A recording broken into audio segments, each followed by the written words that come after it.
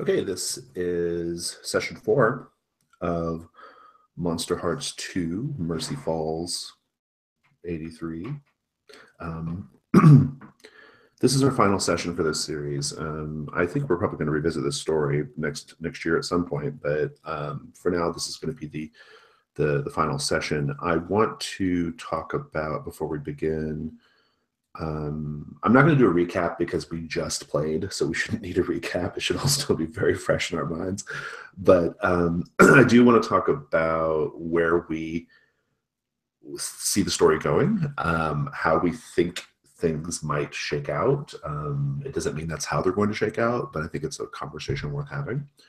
And things we find interesting about the characters that we'd like to see more of before the series is over. And any possible like scenes or conclusions. Finding like a good natural stopping point is kind of like our main goal here today. So that may happen, 2 hours in, right? We might not need the entire time, right? And that's okay.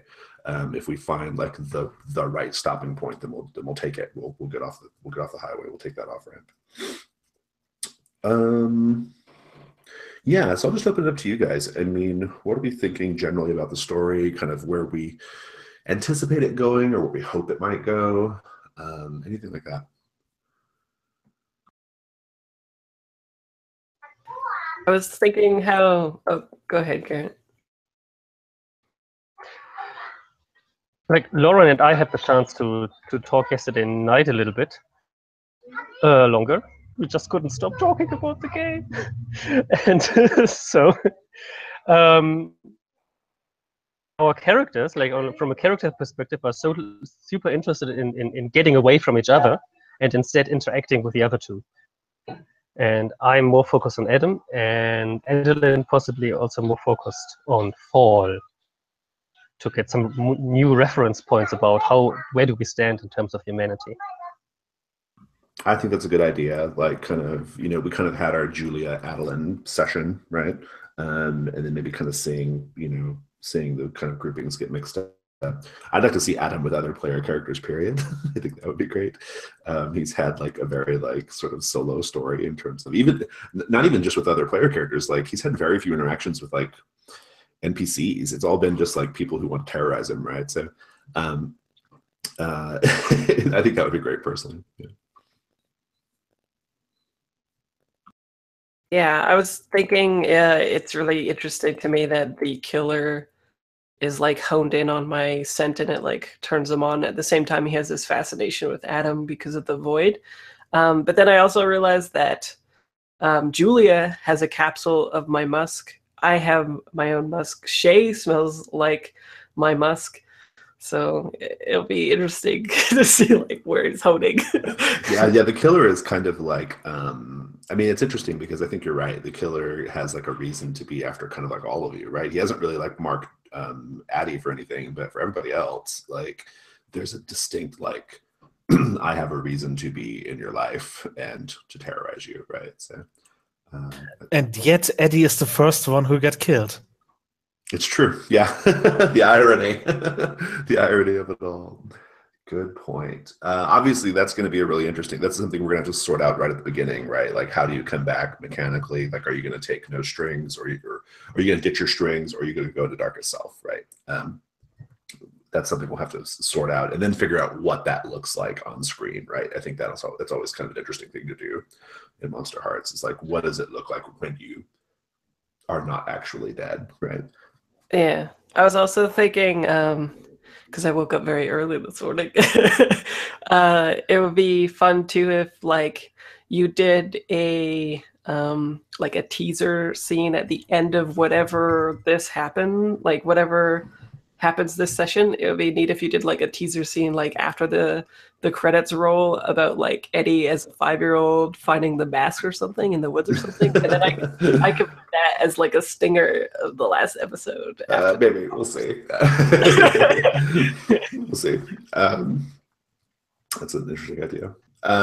If he's the one that did it, I don't know. If he's, because I know Shay could be the killer, right? So who knows? Yeah. Okay, good. I'm kind of like, I'm not 100% sure there's much more to do with Jacqueline this session, just because Jacqueline has kind of had her high drama moment with two of the kids. And I have a feeling that this session is still going to be in the same day, you know?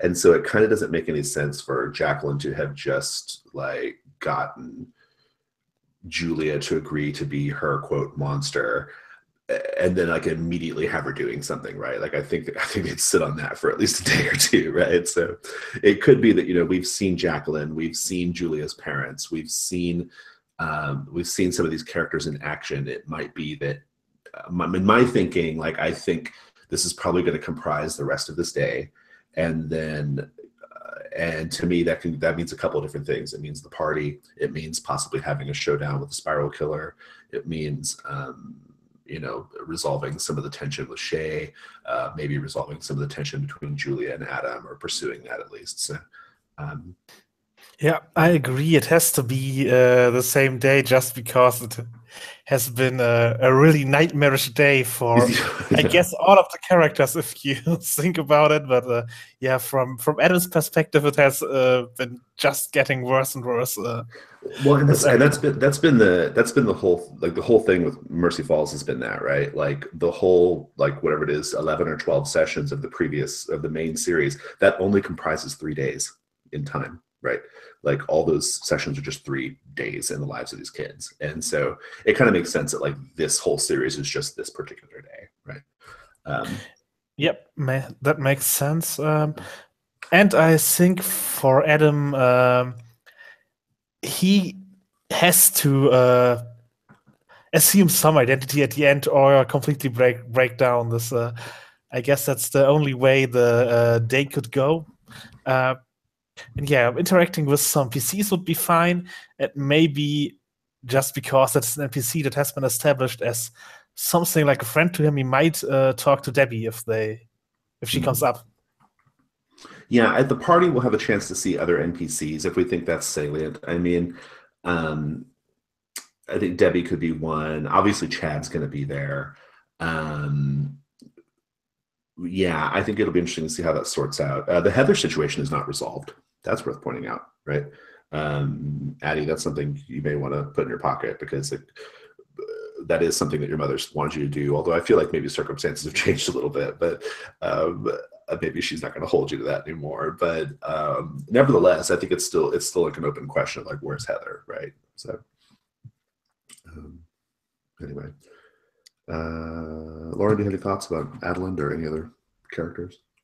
Yeah, I mean, to sort of second what Garrett said, I envision her going into her darker self, since I think that seems appropriate for what's just happened. And I was reflecting upon for her where she's going from here. And I think for Addie, it's interesting that the one person she's seen in the past day as being very human is now very snaky and is under control of her mother, right? And I think it would be interesting if I could have possibly some scenes with Paul to sort of try and get back to that humanness. I think that's a good idea. Yeah. Yeah. Yeah. Since I guess I think that'd be kind of interesting to test out. I mean, I think an easy setup here would be to send Julia to the party where Adam is, and to have you go to the cabin where Shay and Fall are, right? I think that might be like the easiest way to, in the beginning at least, to kind of divvy up things, to get you guys together and kind of get some stuff going. If that sounds good to everybody. One of the things I want to ask you, Lauren, about the character now is, so Jacqueline is like literally ripping her skin off, right? Force shedding, if you will, right? Do you look different now, do you think? I was thinking about that all of last night, because just thinking about what happened in the main story arc. I mean, because it could be interesting if you like showed up at Falls and like you're different, you look different, right? Yeah, I kind of like that idea. I like the idea of being different. I just haven't put my finger on like how that's different though. Yeah. So I'm definitely open to suggestion. I think it can be subtle too, right? Like, I mean, I think like when a snake sheds its skin, it doesn't look completely different afterwards, right? Like it's, you know, and there's a moment where it's still kind of like, you know, a little soft, its scales haven't hardened or whatever, right? So that I think we should play with that idea. I think that'd be fun. Like maybe it could just be that you're different, like in a personality way too. Like it may not even be a physical difference, but I do feel like obviously Darkest Self is going to push you to a certain direction, but I think it'd be fun to explore the idea of Addie possibly looking different, but just something about her having fundamentally changed because of this thing that happened to her. So easy. yeah. What is your Darkest Self instead? Let's read it. Yeah, so it says, the human and serpent worlds are too different, and you'll never be able to reconcile the demands. The only way out is to choose a side as decisively and irrevocably as possible. Watch carefully and quietly for an opportunity, and then strike regardless of who needs to be hobbled or devoured in the process. It's the only way to make the world simple again and find your place at last. You escape your darkest self when you accept your complicated place in the world, or when you bolt. Nice. Okay. Good. You can reveal and play how you're going to go with that, but it's choosing a side and going hard on one side sounds pretty interesting. Yeah. Good. Any other thoughts from anybody else before we begin?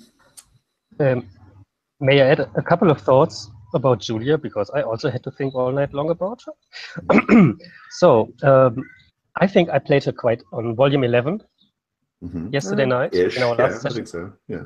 And so quite monstrous. And in the first session, she was more human, as bad as she was. And I would like to turn the volume a little bit down again. Like also play the hesitant part inside of her. Like beside all what she has experienced now and seen, it's two souls struggling in one chest. I think that's somehow. good. I think that's good. So, and I think it reflects the sort of vicissitudes of like teenage emotion, right? I think that's normal. And also, probably nothing has actually changed. This is all the same day, right? So just because you're being nice for a few hours doesn't mean you're not still fundamentally Jacqueline's, little monster, right? So, I mean, but in terms of this session, though, I hear you. Like, that sounds like a perfectly reasonable goal. Good. Anything else? Okie doke. Then let's play. Let's get going. We'll play until 1. We'll take a break at 1 or thereabouts.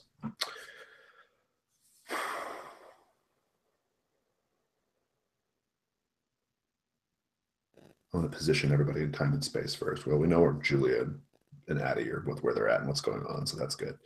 Adam, you were going to the party. I'm not sure if you've arrived yet. We'll see. I might let you frame up your scene, or I'll think about it. I'm going to start with Shay and Fall. So you guys had just where did we leave you? You just made out, right, in the shower, tender shower scene, right? Yeah, I don't think we came out or anything. I think we just were on that. Yeah. I think like eventually you guys wrap up and the shower clicks off, and something about like whenever, I don't know if you guys have noticed this, but whenever you're in the shower and like it's going, going, and then you turn it off, like that moment when you turn it off, the world feels particularly quiet, right? Like it feels like there's this like sudden quietude. And that's just our brains like sort of adjusting to like to ambient noise, right? But because of that sort of like heightened sense of quietude, you are able to hear the chunk chunk of someone clearly unlocking the door at the front of the house. Shay's like, "Oh my God, your mom is home. What are we gonna do?" Yeah, I think we like don't even bother like drying off. We just start putting our clothes on still wet. Give me a keep your cool. What are you scared of is going to happen here? I think we're both afraid that our my parents, both of them will walk in on us showering together, or the implications. Yeah, no, that's good. Go ahead and roll cold. Cold +1. will be orange. Ooh, 10. Nice, good. You do manage to keep it together. Shay like kind of he kind of like, I think Shay slips out first, and he's like, I'm gonna go to your room, right? And then he like, you know, kind of bolts to your room, like you guys were never in the bathroom together. And then I guess you come out at that point, or what do you do? Yeah, I throw on some jeans and like a shirt, and like my hair's still wet, and we get like the shot of my bare feet that are probably like a little too hairy because I'm a Sasquatch. Like walking on the wooden floors, going towards the living room, and I probably even call out like, "Mom, Dad." You hear a noise in the kitchen. You can't see who it is, but there's definitely like rattling around in the kitchen, things being moved, a drawer being opened and closed. You call out and there's no response. What do you do? Weird. I don't think that's probably ever happened. So maybe as I go down, I try to be as quiet as possible and grab like a poker from the fireplace as I make my way down or something. Yeah, nice, good.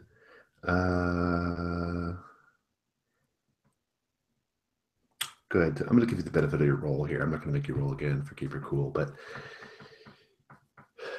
you're like slowly coming around the corner, and whoever it is, they've gone into the pantry because you can see the pantry light on.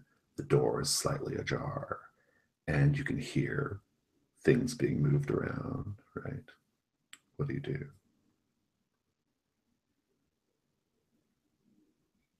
Let's see. I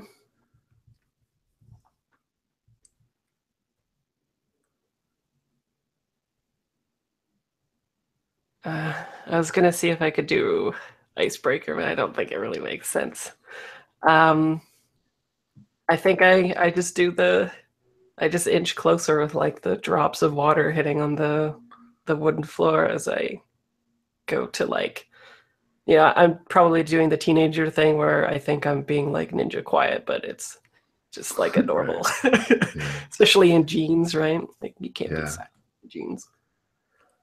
And I guess your plan is just to like go really close and swing the door open. Yeah, and then like be ready with the poker or whatever, right? Yeah.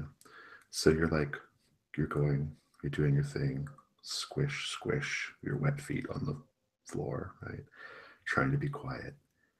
And you get right there at the pantry door, and you grab it and you fling it open, and your mom jumps and she's like, Jesus, Fall, you trying to scare me half to death or what? And then she's got like a transistor radio and like little earphones on, right? Which she does sometimes. She listens to books on tape, right? She's got a little tape thing, and she's like, "Hun, what's going on? Why do you have the fireplace poker?" You weren't answering me, and earlier Shay and I went for a run, and I dropped my keys, and it's crazy. But I was thinking like maybe somebody else was in the house or something. You dropped your keys, hun. Why would you? Did you go back out and get them? Well, no, that sounded scary. Fall, and she comes and she like hugs you. She's like, you're just a mess. I mean, you're just a mess. I mean, I get it. This is Fall. This thing is bad. Whatever's going on, it's really, really bad. Yeah, well, Robbie is dead. I mean, what could be worse? She's like, not just Robbie. Who else died? Heather? Oh no, I don't know anything about Heather, but no, Coach DeVry's daughter. Oh, do we know her? Like out of She's a younger student. She's like a freshman. at the same high school or whatever. Yeah. Oh, that's terrible. What happened to her? Same thing. Same thing. They found her body. They found her body carved with a spiral. Jeez. So is like the sheriff's department gonna ask you guys to be like law enforcement again or something? Or Well, Sheriff Nichols has got different ideas about how we should proceed with this, but he seems to think that we should just kind of go back to our routine, go back to our business, and just try to be vigilant and keep our eyes open and let them do their work. I mean, he thinks it's too much to, he doesn't want us rounding up a posse or anything, to try to smoke this guy out. I'm just glad we live out here in the woods, remote, real remote, away from all that, from the crazy city. yeah, me too. Jeez, you really startled me.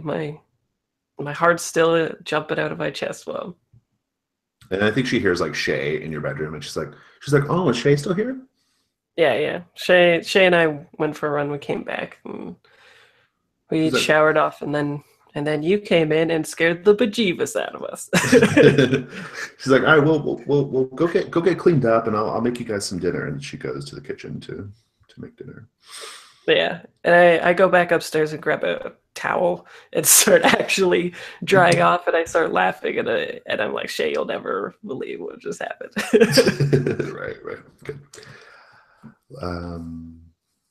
Adam, would you like to frame your scene, or like maybe like on the way, or do you want to just go straight to the party? Sure. Something could happen on the way. Yeah, I'm walking along the now dark streets of Mercy Falls. A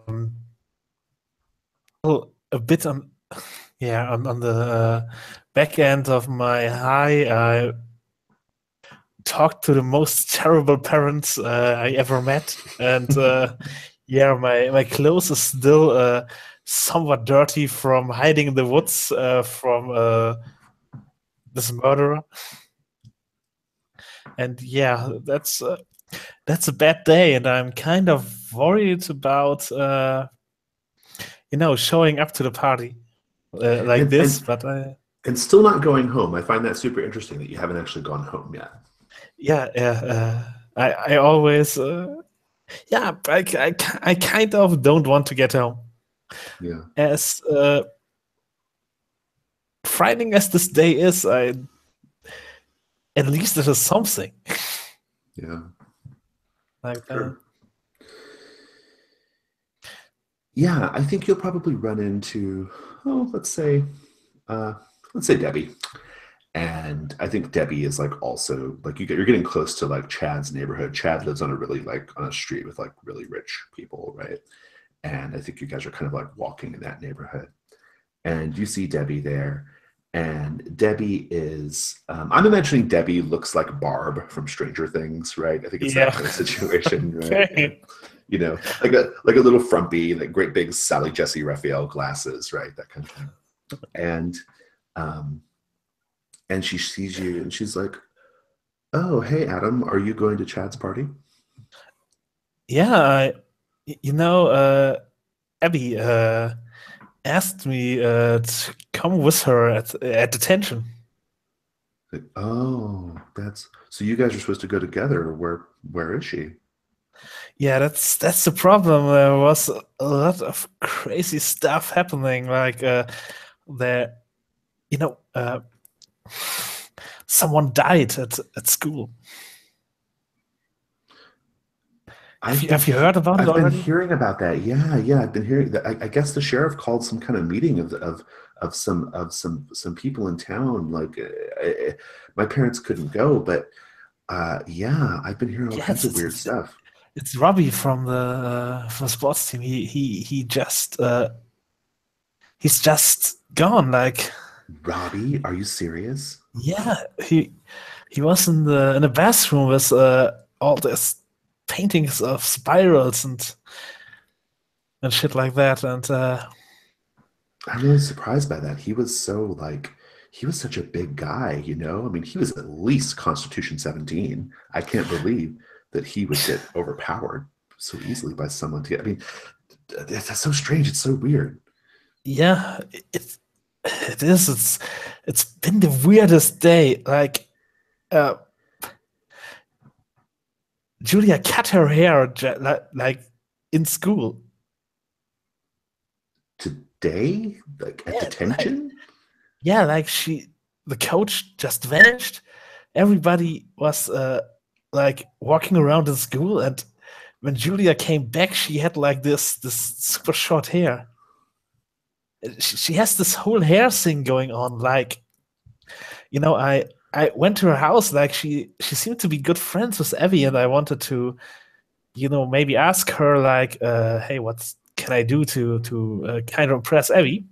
And then her parents are those psychos talking about experiments, and her room is like a murder shrine. Like, there are not surprising. Julia she is bad news. I have known that for a while. I've been saying to all my friends who listen, she is lawful evil to the bone, and all I know is that she's trouble. I'm glad someone else is starting to see it. I'm glad. Maybe she's the one who hurt Robbie. Like, she like she cut her hair and went on a rampage. I don't know. I mean, it's certainly strange behavior, and she starts acting strangely on the same day that someone is killed, in the same place where someone is killed. Yeah, like two and two together. And it's, let me think, and I try. Like, I'm walking down the street like a bit manic and trying to remember really hard if there were spirals in Julia's room. And then as maybe you're like walking ahead a little bit as you think, and she kind of calls to you. She's like, doesn't take a +3 intelligence modifier to sort this one out. I think she's bad business. I think the cops should be looking at her. Yeah, but hey, should I call the cops and tell them like, hey, her room is a murder shrine? And then and I think she's like, and she kind of catches up with you, right? And she's like, you do whatever you want. I mean, I'm just glad you're here.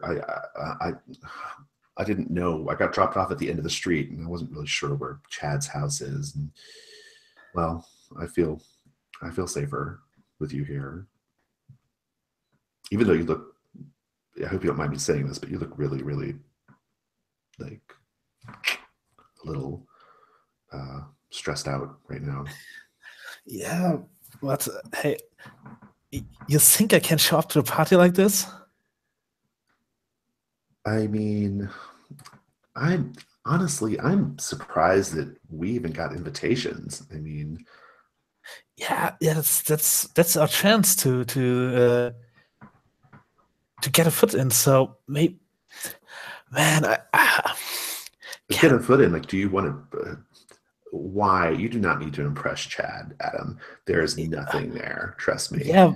Hey, no, there is something. Like, those guys, if they just think we're cool, then we haven't made. Like, they. What? No. Like, sure, they have all the power right now in high school, but no one's going to give a shit about them after we graduate. If they're not going to go to good schools, they're going to just be here being losers in Mercy Falls for the rest of their lives. Like, people like you and me, we have like really big things to look forward to. Okay, yeah, but it's still 2 more years. And like, hey, I mean, I know it's partly my fault that they don't like me. Like, hey, if they think I'm a girl at first, that's a bad impression, and so that always sticks in their mind. And now I can do whatever I want, and they won't respect me. But if they invite me, that's a good sign. Well, I'm just gonna say, I wouldn't read too much into it. I mean, I mean, they didn't even invite you, right? Addie invited you. Yeah. So do you think we just roll up all casual, or? And then you guys are there. You're at the front gate of this like house, right? They have like a little like fenced, like kind of little spread of tract of land there. It's a really nice house, right? Kind of 2 stories, kind of like a really big like ranch style home, but like on 2 stories and really wide. Lots of glass, so like it's like really illuminated, right? So you can kind of see it all like kind of illuminated on the hill. And you can see there are a few kids around. It's actually not as busy as you might have expected, probably because parents aren't letting their kids go, right? Because of stuff that's been going on today. But nevertheless, like you see all this stuff, and as you guys like walk up to the gate, she says, "Hey, who's that guy?"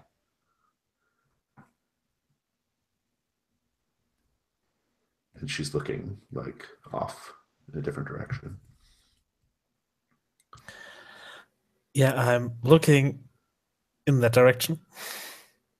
And you see the muscular dude with the tattoos and the stag skull mask about a good 60 or 70 paces away. Too close for comfort. Fuck that. She's like, and she calls out, she's like, "Hey, loser, Halloween's already over." Hey, Debbie, that guy was sneaking around school. When Robbie got murdered. Like, don't provoke me. Provoke him. She's like, "Wait, what? I thought Julia did the murders. Wait, what are you telling me?" Oh. And then she like hits the buzzer like on the little gate, like to let you guys in. And no one's answering. What do you do? And is there anybody else around? Like, No, they're you can see them in the house, but no one's like out in the yard or like. Yep, I go to the window and I knock. Yeah, you have to jump the fence. You want to jump the fence? Yep. Give me a runaway. I think that's runaway because you're trying to get away from the situation.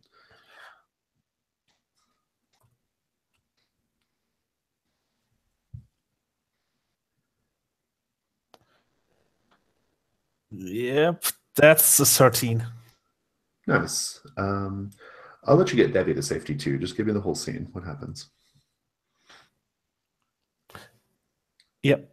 So can I help Debbie over the fence? Yeah, sure. Yeah. Yep. Yeah. So we are at Chet's place, knocking on the windows, hoping we get in before the killer sees us or does anything. You see him. You see the spiral killer like. You see him like step into the street light, right? Like step onto the street, like with the street lamps, like shining down on him. And he's like directly across from you now. Like you can see him through the fence gate. And he turns and he's just like staring at you guys for a second. And then he turns away and walks away from the party. Okay. All right. So now we have our situation, the Egyptian Palace Hotel.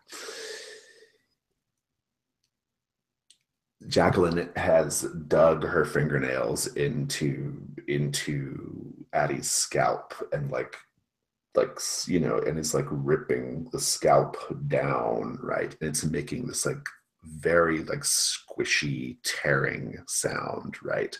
As she just like pulls. And to your surprise, Julia, there's not skull underneath, right? There's blood, but it's just like more face, right? As she's just like ripping it and pulling it off, right? And she just rips it and pulls it down until it's like to basically like her collarbone, right? And then she drops it, just leaving this like this bloody flap of flesh hanging from Addie's collarbone, right there on the ground. And she gets up and she's like, oh, she's, look at my nails. Jesus Christ. I'm old, Julia. That's all I got the energy for. That might be enough, though. Stay with her for a while. She might come out of it. She might not. If she doesn't snap out of it in the next 20 or 30 minutes, come find me. I'll be down at the bar serving my favorite customer. And she goes away. I run away. Roll volatile. As fast as I can. Unfortunately, I can't run very fast. So I love purple. Oh, that's a 10. Nice. You get away. Where do you go? Where's your safe place? Where do you go to? Safe place. You won't believe me after what you learned yesterday, but that's my home. That's with my parents. Indeed, indeed. I also need to find something new to wear. It's getting cold in the evening. I'm not dressed properly yet. Maybe I have some blood stains, some other liquids which I don't even know what they are. It's time to change. I think it's a good idea. I'm going to cut back over to Addie. Addie, I think we see, like in medical dramas, we sometimes see scenes where the person on the slab or whatever, who's maybe they're going in and out of surgery or something like that, or they've been injured and they're going in and out of consciousness. We see like little flashes of the doctors and whatnot, like working on them and doing their thing, right? And we just see that. That's what you experience. You just experience like these flashes of lucidity, right? That go in and out for a little bit. And we see, we flash and we see Aunt Eleanor standing over you, like singing some sort of like, ululating song, from her throat, some sort of like mystic serpentine song, right? And kind of waving or dancing about and swirling about, right? As if to like resurrect you or something, right? And then that flashes away. And then we see, if there's another flash, and we see Uncle Nicholas, and he's like, well, I've been working on a particular decoction that I think might be helpful here, Jackie. Let me see. And he's kind of doing whatever he's doing, and that flashes and goes away. And then we see a flash with Jacqueline sitting on the edge of the bed, smoking her cigarette, drinking her bourbon, looking down at you. And she's like, you're going to have to snap out of it, sugar, because if you don't, I'm going to have a hell of a time explaining to the authorities what happened to my daughter. She takes another drag on her cigarette. And then there's a flash, and you're like in a dark space, not your room at all. A dark space with just a few candles lit. And we see your Aunt Genevieve hovering over you. Pretty, like in her way, short, mousy brown hair. Kind of like she's kind of hovering over you, standing over you, and we just see her in the darkness or in the ambient light of the candles. We just see her upper body, right? But we'll kind of like see her slowly like rise up, right, to reveal like her lower half, which is Snake, right? We see her rise up, and she has like a dagger in her hand, a ceremonial dagger. She's getting ready to do something. We don't know what. And then you wake up in your bed. A couple of hours have passed. What do you do? I think she comes to with a gasp and sits up, puts her hand to her head, and sort of like feels herself and like feels her arm where she got hurt, and she can't quite see where she was stabbed, but she knows it happened. Like that is a very vivid thing in her memory. And then as she does that, she sort of notices that her skin feels really sensitive and soft and like dewy and weird. She'll get up, dress herself if she's not clothed, and then I think quietly take her leave from this place. Yeah. Do you want to run into anyone on the way out, or do you just want to leave?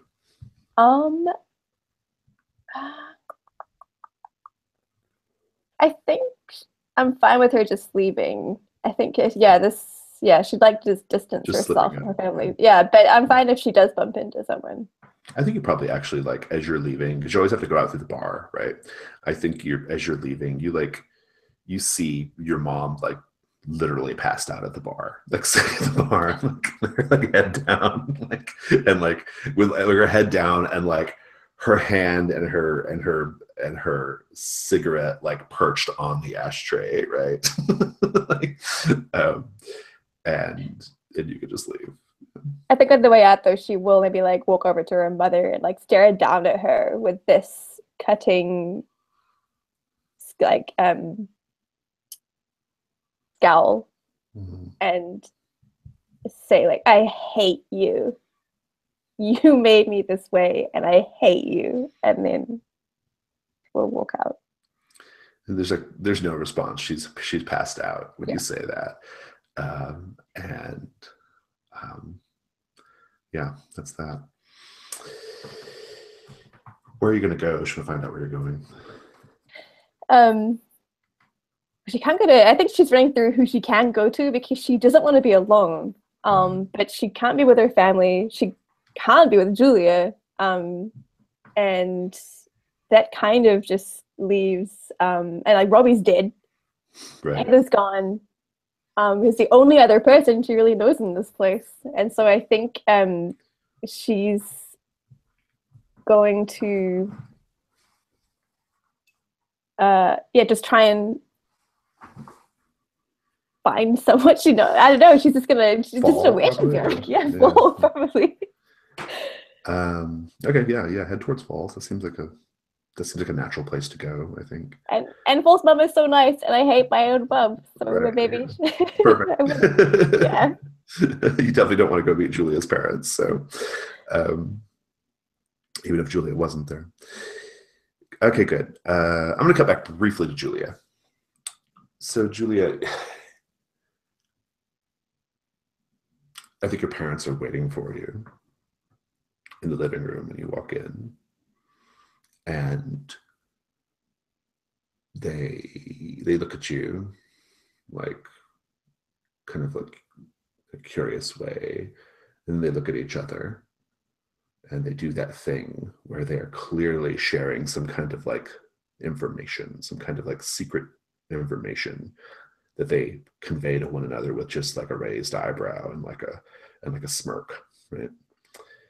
And they turn back to you and they say, well, it looks like you've had a very interesting day, dear. Try what I always try. I try not to talk with them. Because whatever they say to me, it means something to me, even if I don't want that. I never like that. So I try to rush through and ignoring them, not looking at them. I know they want to tell me something, and I will not like it. Vinny says, your friend Adam came by today.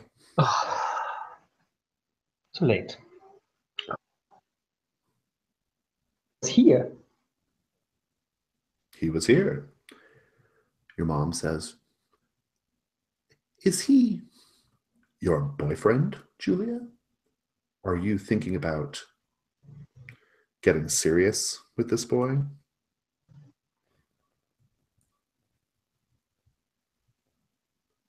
will discuss with you.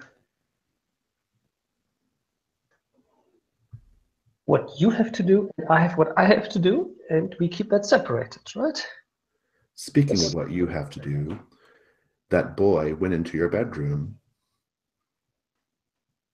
He seemed a little nonplussed by what he found there. Why did you let him in? I wanted to see what would happen. It was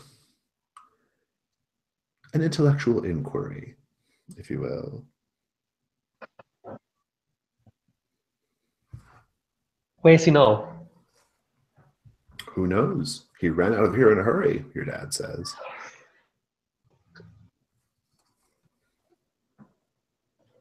Your father tried to engage your friend in some of our newest research. He didn't seem too keen on it.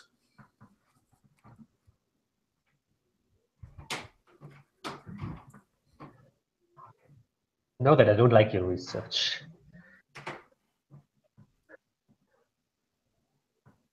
This is none of my business, as my things are not your business. That was the deal. That's our agreement. That is the deal. The deal. Yes, someday you will spread your wings, so to speak, and you will find your own way, and you'll make your own way in the world, and you'll never have to think about us again. That's the way these sorts of things go.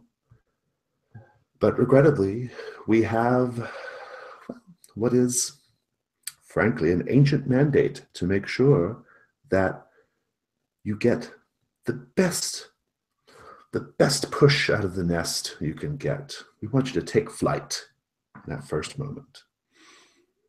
And so it does require us to make regular inquiry into what you're up to, dear. So are you asking yourself why I'm all over blood? Like, this is not red color. I didn't have art course today. It did occur to me, yes. Your hair also is... It's gone, yes. A very, very curious style. And your father steps forward to you and says, and so we'll put the question to you again. What kind of day have you had, dear? Anything you want to tell us? Don't make me tell you. I think I'm going to keep your cool. What are you afraid is going to happen with your parents right now? Usually when they demand something from me, I have to obey. This is how our house works. Mm-hmm. And it's a lot of stress for me to avoid telling them what to hear. And that's a 5 only. Mm-hmm. And they do that thing where they flank you, right? They're very good at like flanking and positioning to where like you, even if you want to turn and you want to go cut one way or the other, they're very good at like cutting off your avenues of escape. They work in tandem in that way, like a pair of velociraptors, right? And this is not unusual because they've probably been together since they were born. And they corner you and they press against you and push you back up against a wall to where you must listen to what they say. And they say, we are currently engaged in a fascinating experiment, Julia. Yes, a fascinating experiment. And we could certainly use your help seeing it to its conclusion. I think we'll just cut there for a minute. Let's take our break. Come back in a few.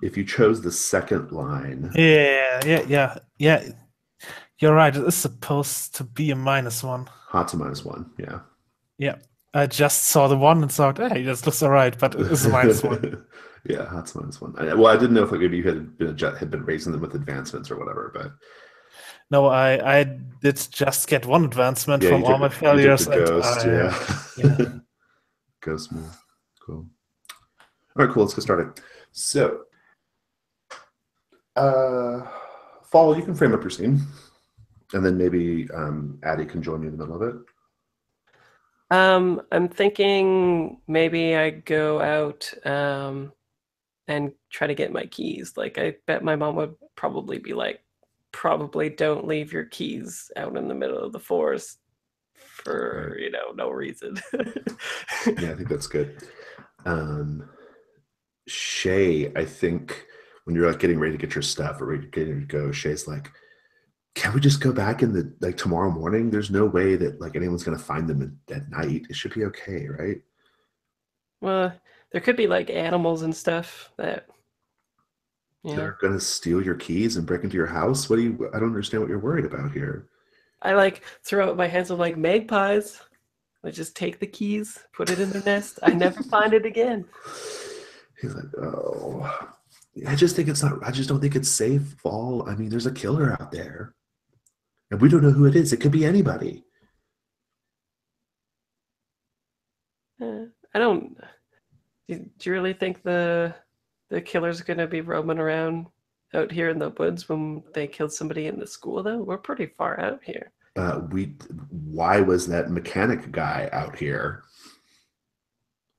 And I give him like kind of a weird look. I'm like, we need to talk about that later too, because like I remember he was thinking that he was coming closer when he wasn't, right? But I mean, I'm like, it'll be 5 minutes. I just need to get the keys. You stay here with mom, help her cut some potatoes or whatever, and I'll be right back. No big deal. Trust me that I like do the punch on the shoulder. He's like, all right, well, just be careful out there. I got your back. And I do like the flex. I'm like, So you go out there. I think this might be a good time to run into Addie, right? Yeah. Maybe Addie's coming up maybe she's cutting across the woods to get to your house or whatever, right? Mm-hmm. And maybe Addie, do you have a car or? Because Fall lives in a pretty remote part of town, right, or a pretty remote place. So you have a rich family. I was gonna say, I probably do. You took mom's Buick or whatever. Yeah. Yeah, totally. She's passed out drunk. She's not gonna use it anytime. Yeah, she's just prevented from drinking and driving, right? So yeah, I think probably like you'll see the headlights, approaching, but you can't tell who's in the car or who it is. What do you do, Fall? I don't know. I think instinctually I like put myself behind a tree, even though I don't even know why I do it. Yeah. Okay.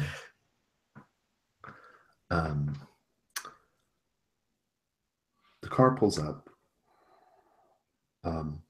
It's not Addie's car or Jacqueline's car. It's actually one of the police. It's a police, truck, and it kind of pulls up and it kind of stops. Are you gonna like make yourself known, or are you gonna just try to stay hidden? I think I'm gonna. I think I'll stay hidden. I think I have like substantial reason to think that the police are acting kind of weird after the conversation with my mother and then the one in the parking lot when they were just like, just don't worry about it. Everything's fine. Right. Yeah. Indeed. So they go up a little further and stop, and this is just like on the road, like out, kind of in the boonies or whatever, right? And you see Sheriff Nichols get out. He's got a flashlight, and I think I want you to keep your cool to like not be seen. I think Yeah. It's totally. fair to say you're probably afraid of being seen, right? Oh yeah. Well, cool. There's not really a reason to be hiding from a police officer generally. 7, 8. If you don't show yourself, Sheriff Nichols will think you are Eddie, the Spiral, well, the mechanic, who's probably the Spiral killer. He'll think he's talking to you. Oh, that's enticing. Do you And want probably to keep trying to be in the shadows, be hidden? He won't see you, but Yeah. he'll just be talking to you. Yeah, I think so. I'll let him evil villain monologue. So he's kind of waving the flashlight around, right? And he says, Eddie, I hear you over there. It's fine. Stay there. It's no big deal. I've been driving around all over looking for you. I don't know what has got you going right now, son. I don't know what it is. I thought we had this under control. I mean, you've been spending all those months with Dr. Forsyth. I don't know why what happened, son? What happened? You were making such good progress. And then you wait for a little bit, right? And he's like, all right. Fine. Look, this is all going to be over soon, all right? If you won't come home, or if you won't come with me, if you insist on being out here doing this, we're going to let it play out to its conclusion. But you're making a lot of work for us right now, son. A whole lot of work. It's going to take us a hell of a lot of time and a lot of effort to get everything back to normal. But we will do it. We will get everything back to normal. And just trust, we're not going to let anyone do anything to you because of this. Everything's going to be just fine. You're going to go back to having your sessions with Dr. Forsyth. You're going to go back to doing what you do, working on cars. It's all going to be A-okay. But I got to say, I'm not happy about this. Coach DeVries, my friend, that piece of shit Robbie was, I'm sure someone loved him.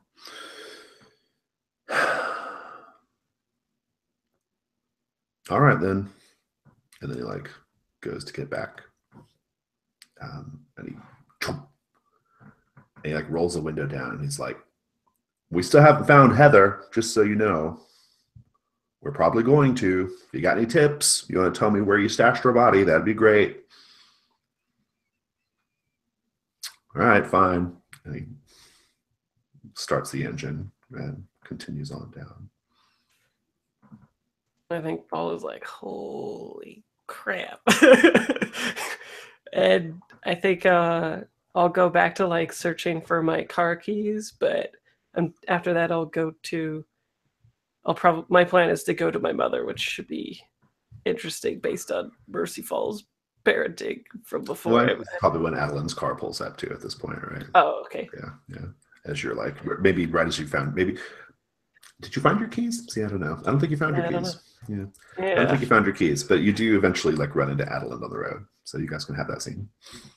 Yeah, like maybe I get so spooked from the conversation that as soon as he leaves, I like pause for a beat and then I start running, and like maybe I even dart in front of the road to like cut across to get to my house, and that's when Addie is coming and you like hopefully stop.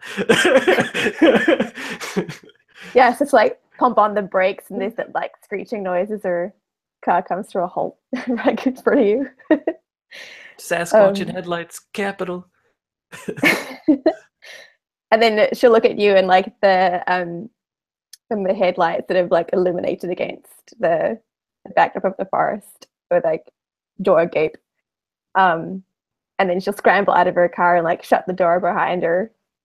And just like stare at you for a second. It's like, and you look normal, right? Like as far as I can tell. Shoot. I'm curious about that too. Like, Oh. I was gonna say, like, I think one thing I think is worth interesting is like if you look dramatically different, he would notice that right now, right? If it's subtle differences like eye color or something like that, like he wouldn't notice that in this low light, right? So I think it is like eye color. Like maybe it's a bit more like mottled, snaky, like green. And I kind of like to think that her cheekbones are like a little bit higher, and like if you squint, you can kind of like recognize old Adeline, but there's definitely bits about her that make you think Jacqueline. So it's like okay. So it's like I probably wouldn't notice as like a teenage boy, to be honest. But that's cool. I think I like go up to you and put my hands on your shoulder and I'm like, can you give me a ride? I'm gonna tell you a story. And then she looks up at you and she's like, oh shit, like if your story is like my story, then we've got a lot of good stories to exchange because I don't know who I am anymore. This a lot of things that happened tonight, and I just need to talk to you. Are you like saying this like flustered or broke? Like, are you breaking down or I think flustered. Yeah. flustered? Okay. Yeah, I think he just like goes around to the passenger seat and he's like, tell me everything. And then she'll slip into the driver's seat and have her hands in her lap and it's big. And she like tries to keep it together for a moment as she's trying to like describe what's happened to her this evening. And she can't quite find the words for it. And she's just like, I need a hug. Okay. Sure, yeah, you'll get a hug. Sasquatch hug. I don't have that move yet, but if I did, it would be a much better hug, maybe even. But I literally have a move about hugs. do you have a hugs move? Yeah, I think it's more about shielding people from danger, but it's still interesting. Oh, got it. Is this a turn someone on, or is this more? I was angling for that. Yeah. Well, like so who versus who, I guess, is the question. What direction? I'm fine if it's Adeline. I had in my mind, like, you know, as Fall hugs Adeline, it's like his touch is like that much warmer because her skin is like really sensitive and fresh and new. And maybe it's like she sort of leans her like head into his neck, like he smells a lot more evocative, and like earthy and humany and just like what she needs right now. And also probably if I had I bet that exchange with the sheriff and then running across the road would make me sweat again too.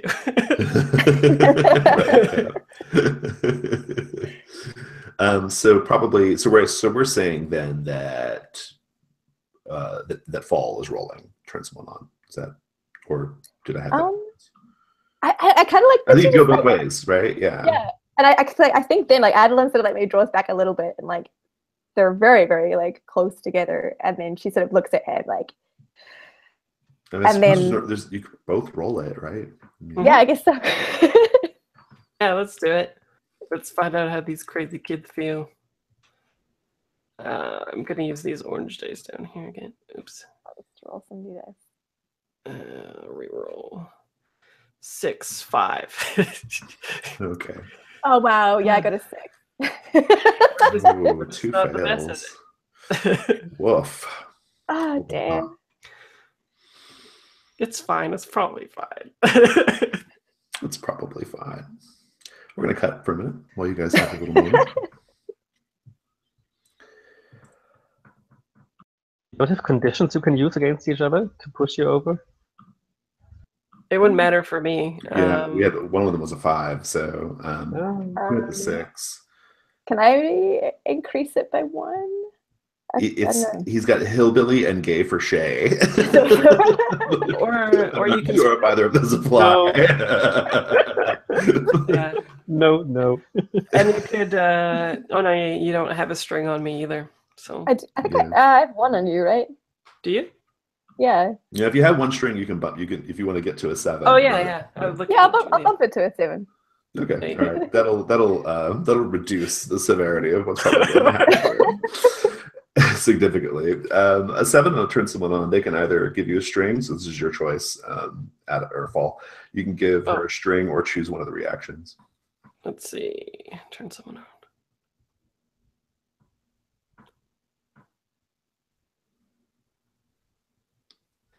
What do I think the most interesting thing would be promise something that I think you want. So what would I think that you want? I think from what you have said so far, I think I would, interestingly enough, and I think actually following with the tone of the movie or TV show even, I would unprioritize what I'm about to tell you about the killer, ironically, and only listen to what you're saying. Like be there for you and then tell you what I had to tell you later. So I think he still in the hug just says, tell me everything. What I had, doesn't matter.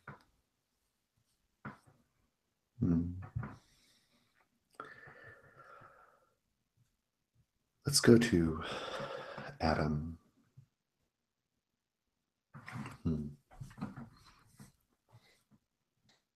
Chad. Chad comes up to meet the two of you. He sees you both, and he's wearing like I think he's wearing like a sort of like mint green Lacoste polo, right? With a collar popped, with a collar popped and like kind of chino shorts or whatever, right? And like loafers or like boat shoes, right? Very fuck Chad. And he comes up and he's like, he sees you both and he's like, well, if this party wasn't already lame enough, here we go, at the two of you. And Debbie's like, oh my God, no. And she turns and she's getting ready to leave. Adam, what do you do? Hey. Chad. Abby invited us. Just, she will be here any minute. Addie invited the two of you? Yep. Wait, I'm so confused. And then I think Debbie is like, I am not hanging around for this. I'm not going to sit here and be insulted when you did invite me, Chad. Don't you remember? And he's like, he doesn't remember doing that. And she's like, ugh. And she's just like stomping off and she's going to leave. She's mad. And he's like, whatever, fuck her. No. Hey, Debbie, just give it a chance. I want to spend my string to convince her to stay. Oh, nice. Good. I think what it'll take for her to stay is she's like, all right, fine, I'll stay, but you have to, and this is private away from Chad. She's like, I'll stay, fine, but you have to promise me that you will not let me be alone with that guy. Okay, that's a promise. Like, all right. And then so you guys go, and he's like, and Chad is there, and he's like, oh, did you change your mind, sweetheart? He's like, well, good. Why don't you two losers come on in? I've got a keg. We've got a keg out back. There's plenty to drink because no one's here. And you go inside, and like the house is like they're very rich. Like it's very luxurious, like lots of beautiful furniture and artwork and all that kind of stuff, track lighting everywhere, right? And there are a couple of people milling around. Like it's a pretty lame party, all things considered. So, and he's, where do you head? What do you do? I take a beer. That's the first thing to do. Mm-hmm. I take a sip dislike the taste, but keep drinking anyway, and say something like, "So that's one of Chet's famous parties. I kind of expected more." And Debbie's like, yeah, I guess it's all the stuff that's happening today. I mean, personally, I feel safer in a big group like this, or in a group like this, rather than being like at my house in my room alone, like in a horror movie. Yeah, that's yeah. Teenagers are never at a party in a horror movie. She's like, well, I mean, I think just the stupid ones get killed in horror movies, right? Yeah, then you're safe. She's like, I'm sure Sheriff Nichols has it well in hand. I mean, I don't know. But I'm not sure. He seems pretty shady. what do you mean? He talked with this weird mechanic guy, and it all seemed kind of conspirative. Huh. And then I think we'll just cut there for a minute. Julia, your parents have told you about a terrific new intellectual venture that they want you to participate in. And they say, it's very easy, dear. You don't have to do much at all.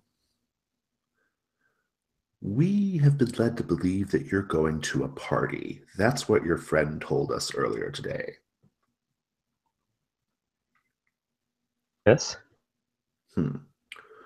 Well, all we need you to do is when you go, make sure that any sort of front gate or locked door, maybe even a couple of windows, make sure they are open. Casual, like, oh, you need some fresh air, that kind of thing.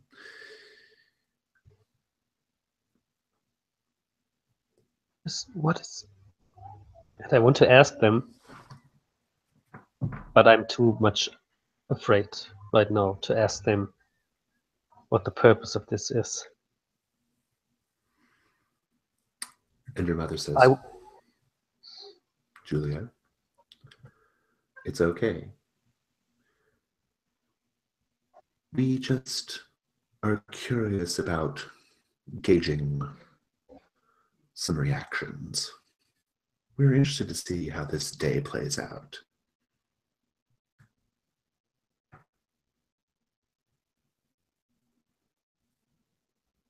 Can you do that for us, Julia? I get a cigarette out because I smoked quite early in this family, because smoking is part of what we do as a family kind of activity. And we usually enter a certain trance then. And when we do so, we negotiate on a very serious level. Mm-hmm. I like that. That's good. So they want something from me, and I might need something from them in exchange. What is the trance like? I mean, like, do you feel like you're in another place? Do you feel like you're another person? Like, how does the environment change for you? How does your perception change when you're doing the smoke trance? Interestingly, we learned from the trance I had together with Paul that it very much depends on the other person. A couple of things are similar, though, which is there's only one essential element, which is vision. Mm-hmm. And the vision is only in black and white. Good.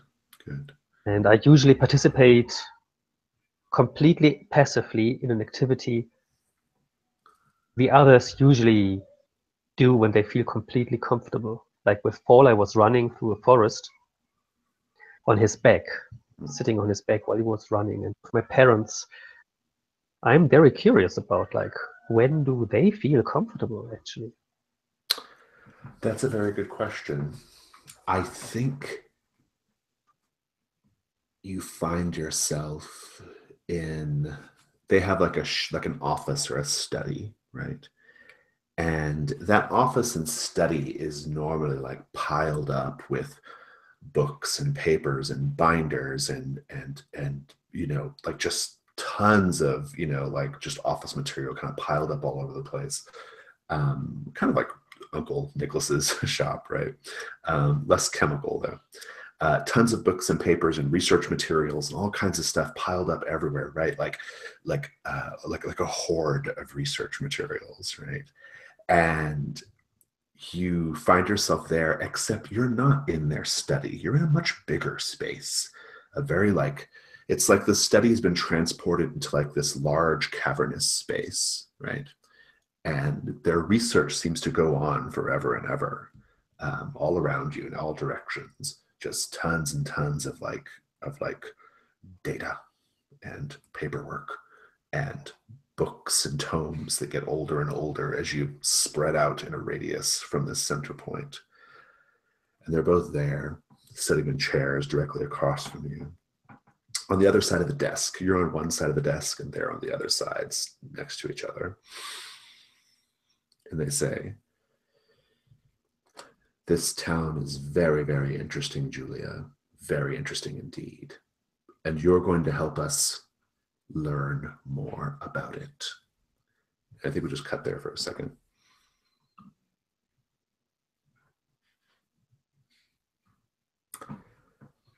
You get to the cabin, and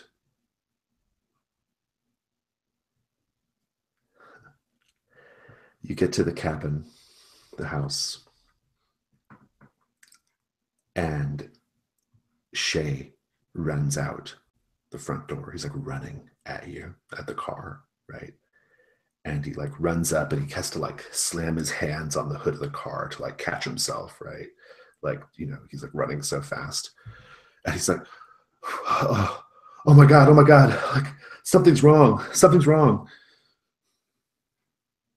And the headlights are framing him pretty ominously, hey? Yeah. I think Fall, like gets out of the car and says, "What is it? What is it?" He's like, I don't know. Like, I don't know. I'm freaking out right now. I'm freaking out. Your mom heard something out back, and she went to go investigate. And I had an eye on her. I saw her, and she had her flashlight, and then the flashlight just went off, and she's not responding. I've been yelling and yelling. I don't know where she's at. I don't know what happened. I think I'm like, okay, don't panic, and I run into the cabin, and I bet my dad has like a specific lockbox or whatever for like a rifle or a gun or something like that, and I try to get at that. Yeah, good. You can do that. Keep your cool though. What are you scared is going to happen? I'm scared that my mom is hurt outside, or hurt in some way, like she's not responding for a legitimate reason. I don't think she's looking, or I don't think she's reading books on tape out there. Okay, cold, right? Yeah. Cool. Yeah. Oh yeah, that's a hard fail. 5 again. But they're going for the gun. You're trying to do that thing, and I think like while you're like busy doing that, Addie, you and Shay are just there in the living room, right? Yeah. And he says, and Shay like looks at you, Addie, and he says, "It's the weirdest thing. She heard some kind of noise out there, and I told her not to go. I told her to wait, but she just insisted on going out into the dark. No one listens to me anymore about this kind of thing."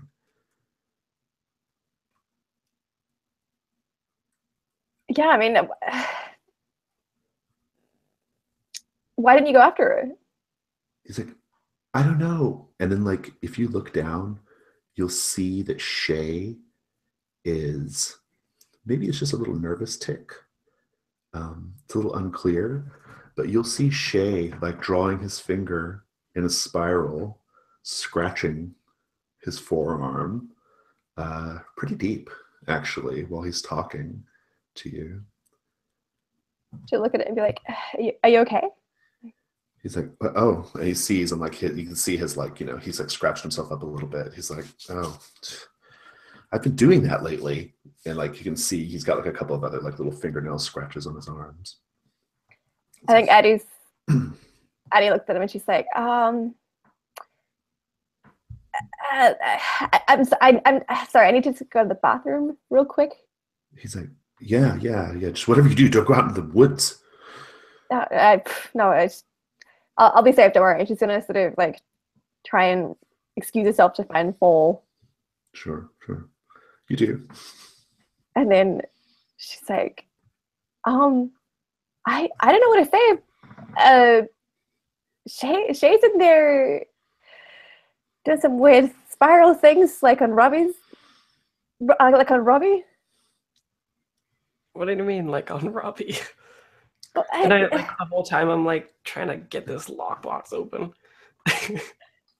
like on his body, like we went in there and there were spirals on him and blood, and Shay's doing the same thing in the room, and he was the last one who saw your mom.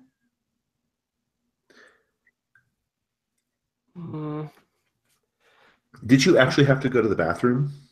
No. Addie? No. Okay.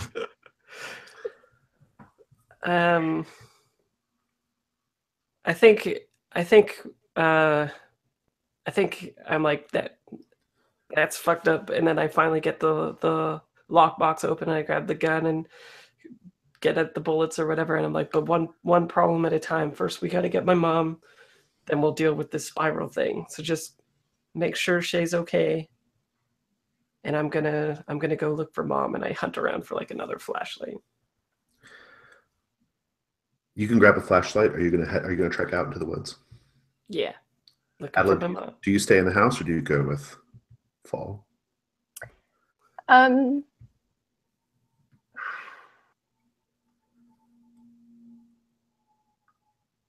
I think she'd like to go with Fall, but she is also conscious. Like Shay is young, so I think Addie will be like, no, I'm coming with you. I think Fall is like, okay, we all go, or two of you guys stay. So if you're coming, then Shay, are you cool with coming too? I don't want us to be left alone just in case something messed up is going on. He's like, yeah. I'm cool with staying here. It's fine. Yeah. Okay. I just hope your mom's okay. Yeah, and I think that spurs him into action even more, and like goes out with the flashlight, X-Files style. Good. As you guys go out, there's like a little like concrete, like step down, from the house that goes, out to the woods. Maybe it's like a little path that just ends eventually, right? As you get to the tree line. Adeline, you're going to notice as the flashlight pans back and forth in the darkness, you're going to notice little droplets of blood on the concrete.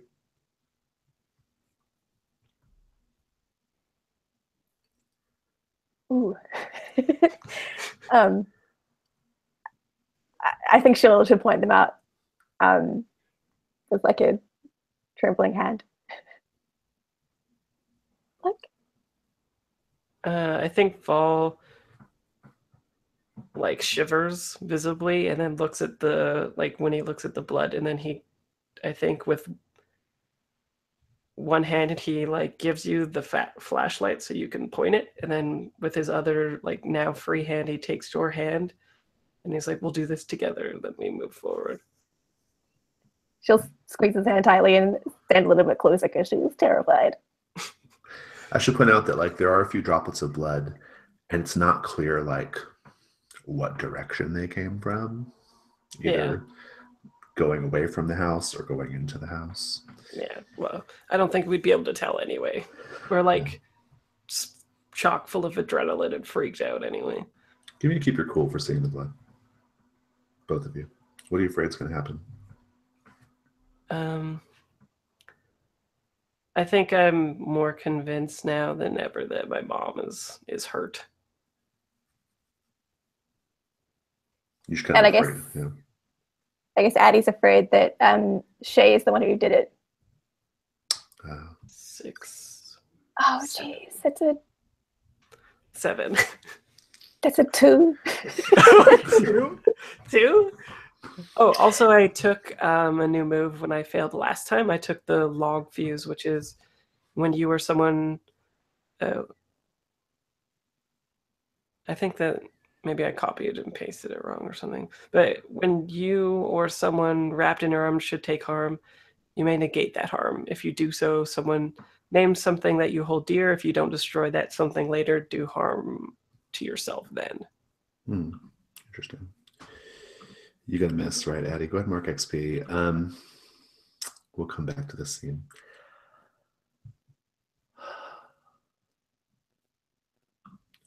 Julia. The bargain. And then we want to get you to the party, I think, pretty quickly after that.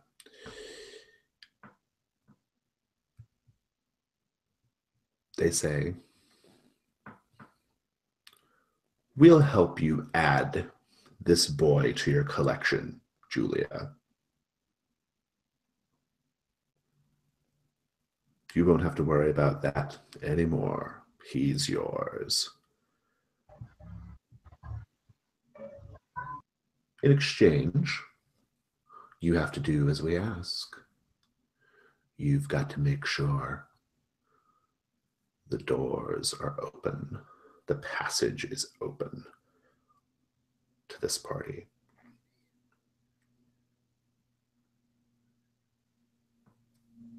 This town is intensely fascinating to us. There is something underneath the surface. We wish to upturn it. We wish to see what lies beneath. And we will. With your help.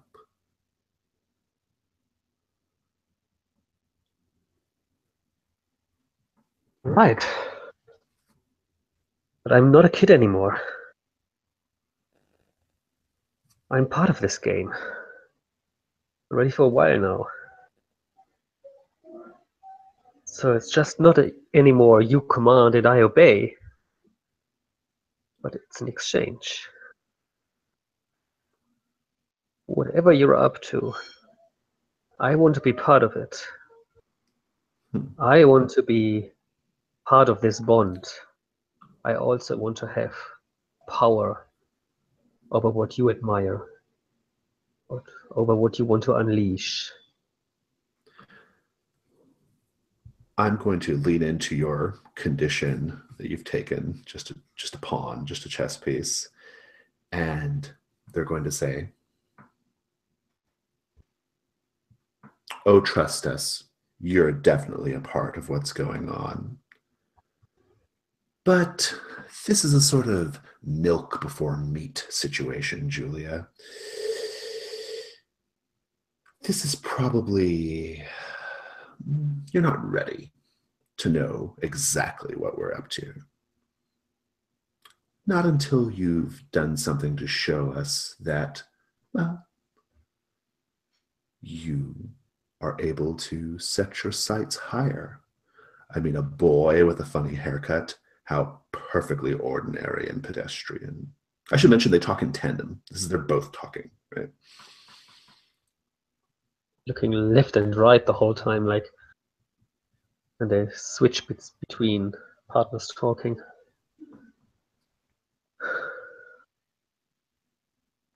Okay. Just give me one string. One tiny little string. They do what you ask me for. And they will both lean in. You can mechanically you'll be able to mark your string on both of them, right? They act as a unit. And they both lean in and they say,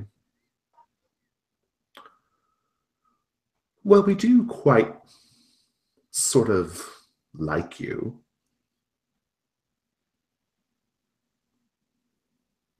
You'll always have that.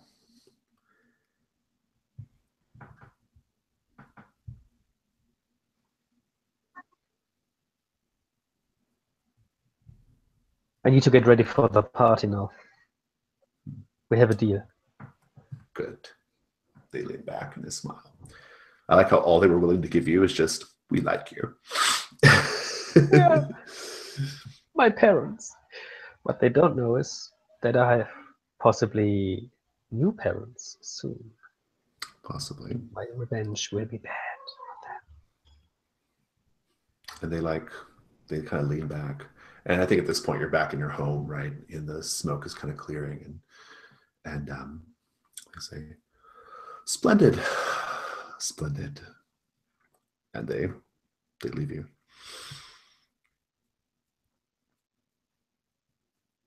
Need to get dressed for party. Indeed, you do. I think we should probably fast forward on the party a little bit. I think it'd be good to go ahead and get Adam and Julia in the same space. Adam, what did we leave you on a little scene cliffhanger just then? I can't remember. Where did we leave Adam? Just he had gone to the party. They were mid conversation With Debbie, right? Deb. Oh yeah, they're just talking about all the stuff that's going on. That's right. Yeah.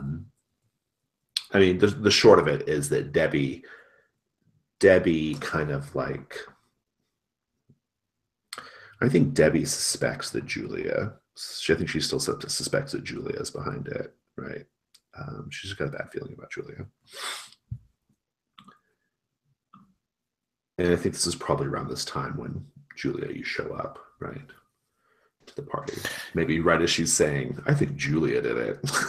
Yeah. And you just hear, Julia's there because you hear Chad say, "What the fuck happened to your hair?"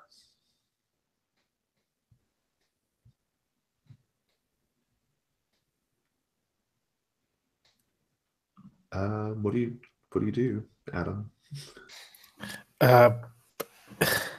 Fuck, there he is. Say to Debbie. She's like, "Speak of the devil, and he shall appear," or she shall appear in this case. Yeah. Let's go to another room, maybe. Yeah. She's like, sure. I just want to go. Let me go get another drink. And then she's like, "I'll be right back in a minute." She goes to get another drink. Julia, you're at the party. What do you do? I'm on duty, but I'm also allowed to enjoy myself a little bit. And finally, I see Adam. I give your plans. I should like to mention, Julia, you came in through a gate. Yeah. Did you do anything to keep that gate open? Well, the gate was is quite old anyway. So if I push it a little bit further open than I have to, then it doesn't swing back. Oh, good. Yeah. So I didn't block it completely. Gets a little, it's like rusted and gets stuck. You kind of get it. Yeah. Yeah, that's good. So it makes an extra effort to open it again, to close it again. Yeah. So people could still do so, but it's not so easy. Yeah. Good. And you go in, right? Chad has kind of let you in or whatever, right? And he like closes the door and locks the door behind you, and then he kind of like steps away. You can easily just like unlock that sucker, right? No problem. Yeah, but I would like to do that together with Adam. Mm-hmm. I think it's like my kind of how I seduce people is about making them feel awkward and estrange them and open that door and let some fresh air in. It's like the perfect way to make a statement here. Well, I think like Julia, you'll see Debbie like kind of leave, like maybe they're off in a little side room, and you'll see Debbie like come out and see you, and she kind of like shudders a little bit and kind of hurries off to go get a beer. And she says, "Adam, I'll be right back." And then that's how you know that's where Adam is. Right, so. Yes. Adam. Do you go find him? I'm looking for him, yeah. He's very easy to find. I mean, Debbie just called It's his name. very easy to find, yes. And the music is loud, isn't it? Mm-hmm. I think if we go a little bit outside and open the door for that, take him by my hand and drag him. Come on, Adam. Hey, Julia. You were at my parents' place. Yeah, I kind of wanted to talk to you, but your parents are weird. I would have warned you. Why didn't you talk with me before? Yeah, it's not like you have a phone line in your pocket or something like that. Hey, I wanted to talk. I want to talk with you about Eddie, but hey, what the fuck, Julia? What is going on with your room?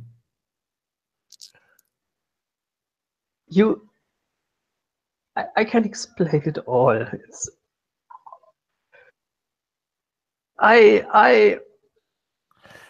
many different things happened today, and let's take a breath of fresh air outside together, okay? I can't explain it all. Okay. Yeah, I give her the chance to explain. Yeah, that's good. So let's go outside. Yeah. I open the door and I turn it around twice so that it can't be just shut down again. You know Like that the door of the house or the Yes. gate? Of the house. Yeah, the gate is already open. Hey, No, we already stage 2. Hey, Julia. What are you doing here? I need to talk with you. I want to explain everything what happened. You know, it's like you have seen my room. You have got to know my parents. I mean, we entered a new stage of our relationship, as it seems. If we don't have a relationship, Julia. There are murderers around. Robbie is dead, and now you're like keeping the doors open while some weirdo is creeping around out there. Why? Well, there are plenty of weirdos already inside. Don't worry. I want to go and close the door to the garden, like the big do door so. to You have to the gate. do what you have to do. Yeah, but you will miss your opportunity to talk with me, to learn about. Yeah, I take that chance for not getting murdered. Murdered? What is everybody talking about? Nobody is going to murder anybody here. Yeah, tell that to Robbie. Yeah, but we don't know what happened there. The police is after it, and I mean, this is a party. There are too many witnesses around. You don't have to worry about anything. Yeah, Come so now on. that the door is closed. What the fuck, Yeah. Julia? Okay. I'm a big fan of you. I have to admit it. Why? You're the only one who has who has a soul. The only one who's not pretending to be something else.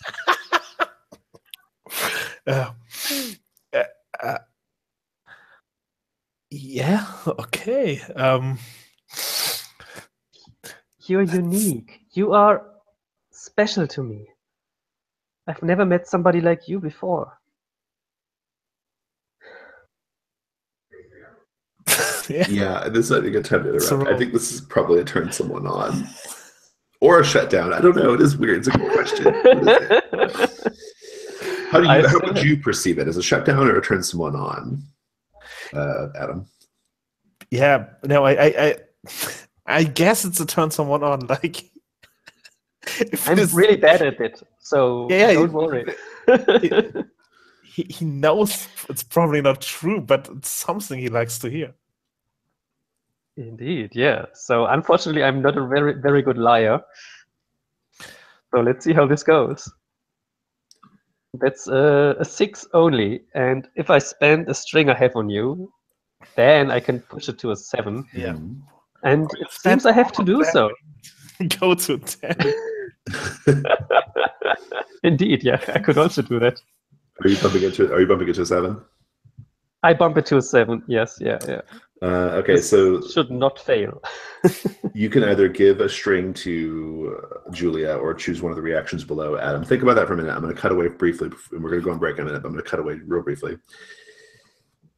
The two of you are like trekking out into the woods, Fall and Addie, and you see your mom in the flashlight, face down in the grass. Her own flashlight kind of knocked over. It was actually like knocked over and kind of pressed into a bush. So that's what subdued the light, right? What do you do, Fall? I think I rush forward pretty quickly. Like I don't even know if Eddie could like hold on to my hand. I think I would like just like bolt forward and try to like push her over and see if she's like hurt or knocked her head or whatever. You go to push her and you hear, "Oh, for Christ's sake!" Oh, she like grabs her head, and you can see now that like her head is bleeding pretty badly. Like she got bonked on the back of the head with something, right? Mm. She's like, "Oh, she's like, oh my God!" And she like goes to like grab you, like she's happy you're safe, right? She's like, "Don't you know someone like smashed me in the head with it must have been a rock, and I fell down and I saw him heading toward the house. We gotta go quick." Oh shit. Okay, yeah, so I guess we'll we'll bolt towards the house. Addie, how are you feeling about all this? Weirdly enough, more secure than she felt in her own home. Like at least she's with people, as much as this is terrifying, and like around good people she believes to be a good human beings. Right, yeah. I mean, is this moment, this sort of like heightened moment, possibly triggering your new order thing, like this sort of Yeah. the intensity of the situation, possibly? Yeah, like I think it's, I mean, so to see like a mother and child express like such caring about each other is so Right. foreign. Yeah, exactly. Yeah. That's what I'm thinking. Yeah. No, that makes perfect sense. So you both get XP, right? Is that how that goes? Yeah, I believe if someone else is helping me have this moment, then they also get to mark XP. Yeah. But go ahead, mark XP. I do? Yep. Yeah, you both Yeah. do. Okay. And Fall's mom. Have we even named her? Or we just call her Fall's mom. She has a name, right? Yeah, we definitely named her. It's on the list here. Janine. Yeah. Janine says, she's like, "Oh, hey, hon, what's going on? Where's Shay?" He's in the house. He stayed there and he said that he was She's worried like, about "Oh, me. we gotta go. Come on. And she's heading back. And I'm like, don't worry, I got the gun. Whatever it is, we'll be able to deal with it. And I start like heading back. Nice. Let's take a quick break.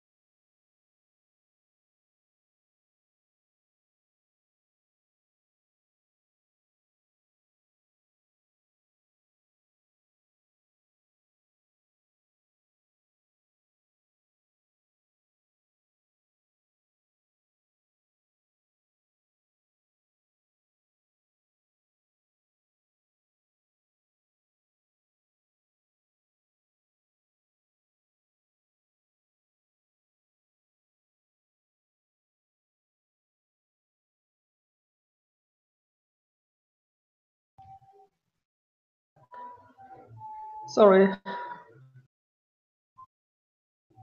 Got kicked out again. For a second. It sounds like you're in a carnival.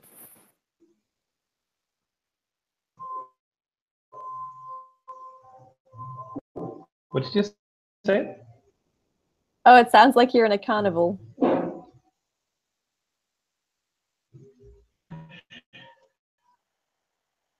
think my son is playing the flute. Oh, awesome.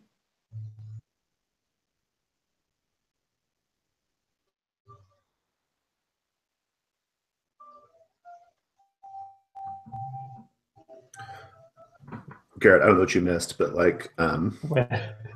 that basically they found It's in the audio then in the end. So, but I don't think. So you're roboting hard. You're roboting. You should probably rejoin, maybe.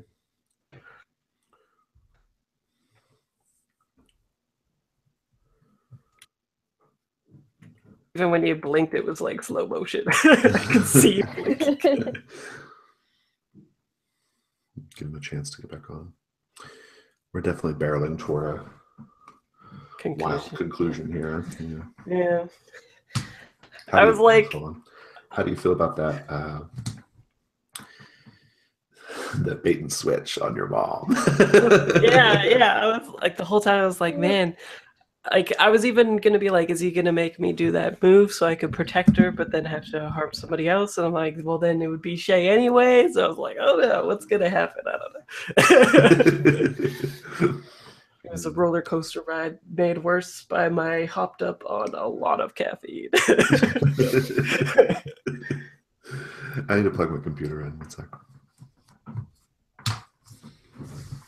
I'm such a sucker for those moments in horror films as well, where it's like, oh my god, this person's totally dead, and then they're like, oh geez, no, I'm fine, and then the other person's dead.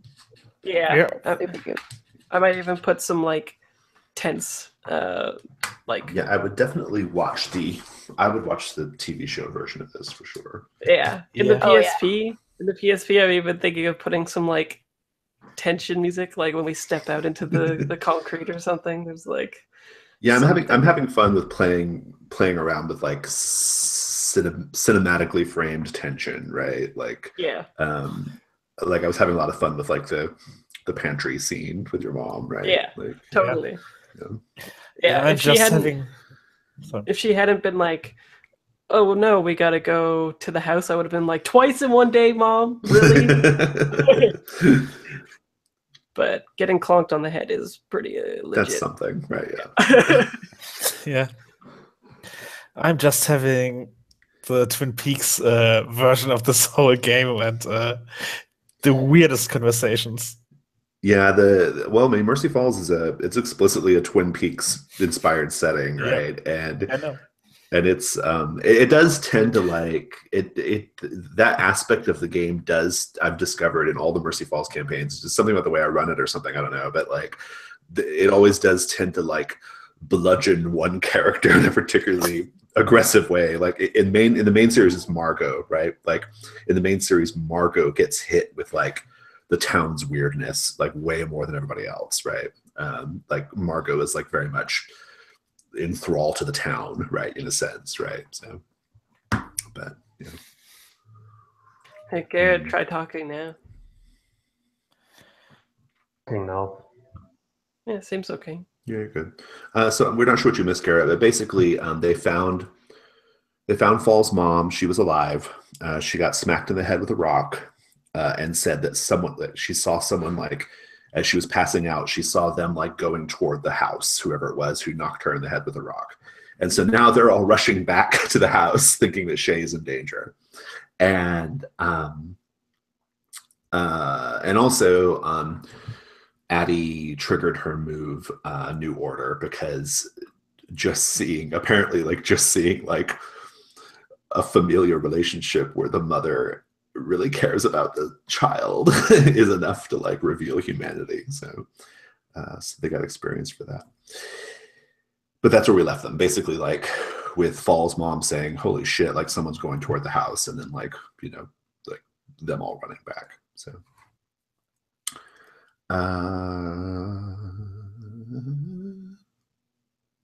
So, what was the result here? We had a. So, what do you choose? Do you give Julia? Excuse me. Do you give Julia a string or choose one of those reactions there, Adam?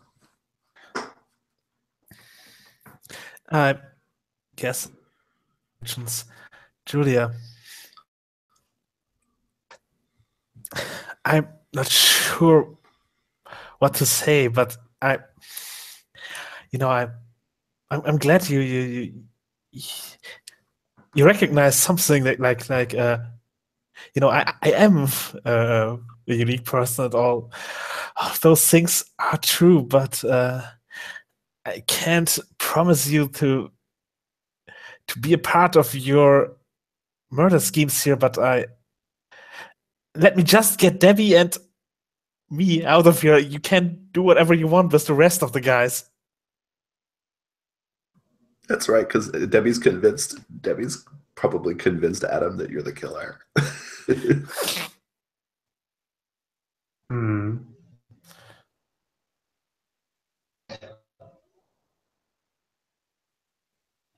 It might be to turn into a killer. Adam is not otherwise so easily convinced, and to show how unique and special and self-reflective You're roboting again, Garrett. Yeah, Garrett, you're roboting again. You might just need to go off video. Look at his face. Yeah, I might need to restart. Or just Adam, just this is just your go off last video. chance. When I come back online, I will kill you.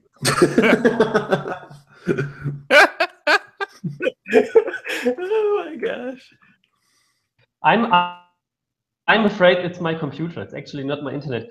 It is yeah. So yeah, it's very good. It's my battery.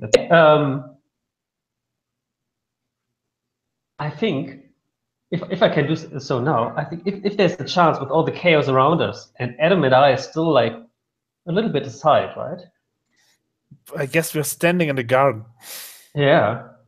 Then I want to take the opportunity I have that we are still relatively close and strangle you down to the ground. Because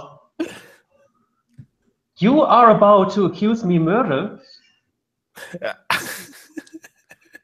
This shall not be the case. I just promised you to let you get away with it if you let me have Debbie. But yeah, okay. No, I'm a little bit more advanced in terms of making promises and negotiating stuff around. I can't trust you in this moment because you seem to be still a shallow, hollow, and I have to turn you either into a cocoon for my family, or you stay with me and you open up yourself and be what you shall be. So let me push you down and see how far I can get you. So much for not being on 11 this session. Yeah.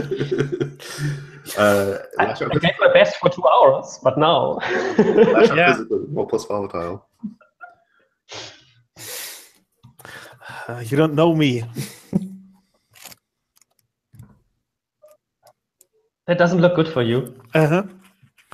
What did you roll?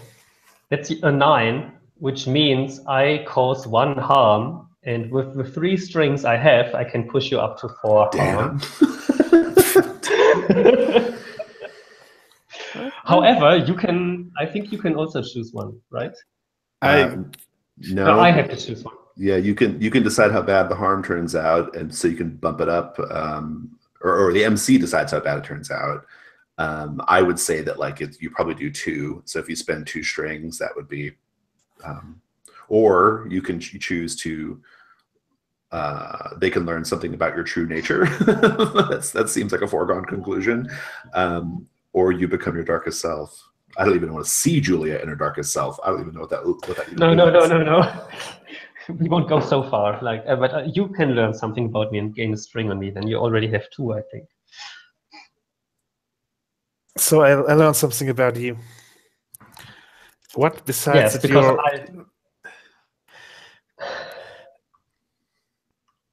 Adam, I want to see you in your true nature. I know there's something under it. I'm looking at you every day in school and I see nothing. I can't see anything behind your shell. There must be something and it must be special. Rescue me. You can save me. You can stay with me and become part of peace. I say so while strangling you, being with you on the ground. And for the others, I hope I can look at like it is kissing and making out. I know. I think we'll probably, oh my God, I love it. Like while that's happening, other people think you're making out. I think we see Debbie standing. I mentioned that like it's like full glass, floor to ceiling glass panes, right? We just see Debbie standing there looking like really hurt because I think she had a little crush on Adam. Yeah, of course she had. And we see her like basically kind of rolling her eyes, a little tear, and she like turns around and stomps away. Well, all right. Yeah, there isn't much room for dramatic responses when you're getting strangled. Yeah. Oh, so let's go back. Rushing to the cabin at this point, right? You all burst in. Your mom is, your mom. Maybe you're probably faster than everybody because you're pretty athletic, right? Fall, but they're right behind you, and you don't see Shay, and your mom is like, calling out like Shay. They're like, where are you at? And they're like, going, she's like, I'll go look out front, and she just goes out to the front of the house to go see if she can find him. What do the two of you do? I think Addie's grabbed full again for security. I'm kind of thinking like if I'm a Sasquatch, I wonder if I have a good sense of smell or something, and I could look for him that way. But you'll hear some noise. Where's it coming from? It's coming from your bedroom. What does it sound like?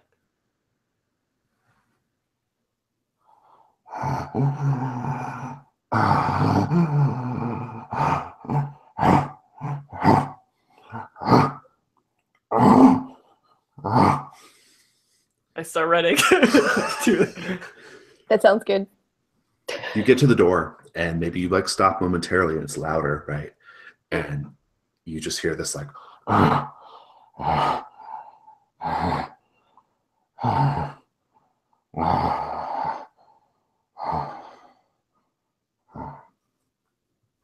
and it goes quiet. And we peer inside. You crack open the door and look. Mm-hmm. You don't have to go very far. You don't even have to crack open the door because there's a little trickle, a stream of blood coming out from underneath the door frame, the crack of the door. You hear it first, probably. You hear it squish beneath your foot. Killer's in there. I want to kick open the door and I want to shoot him, and I'm very angry and I cry out for Shay. Nice. You kick open the door and it's just a really fast scene. Like you see Shay splayed out on the ground, naked, completely naked, carved up like Robbie was. You see the spiral killer standing there, also naked, spirals all over his body, right, and various weird symbols, and wearing that stag skull mask. And you just burst in and lash out physically. Volatile. I bet you I'm not good at that, being the Sasquatch. Oh, who would have thought? Let's see how we go. Oh, boxcars. So not the worst. 11. Nice. You deal them harm and they choke up momentarily before they can react. Shotgun blast is pretty intense. That's like a 3 harm blast, right? You just blast him and he just goes like pow, and just a spray of blood, and he slams up against the wall. Avalon, what do you do? I feel like all this is like a sensory overload for Adeline in her new body. So I think she's for some reason I have an image in my head of like her slipping over on the blood as she tries to back away from this scene.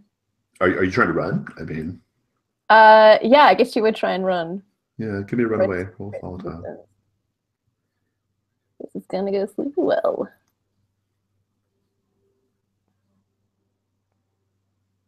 I think that's a 3. Yeah. I'm going to give you a condition.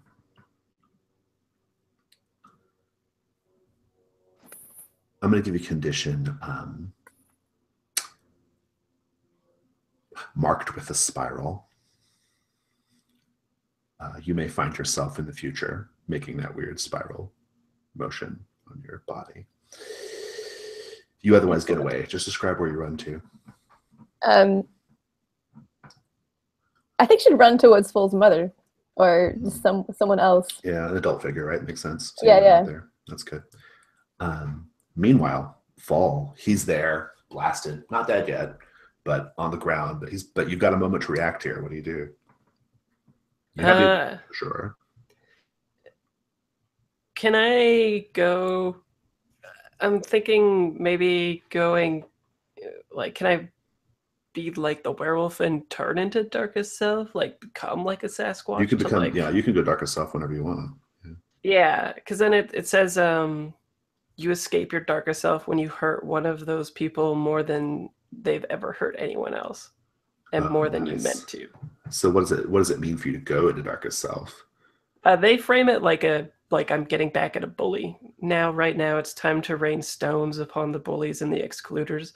It's time to wreck their precious stuff, to shove them back so hard that they'll never even dream of messing with you or anyone ever again.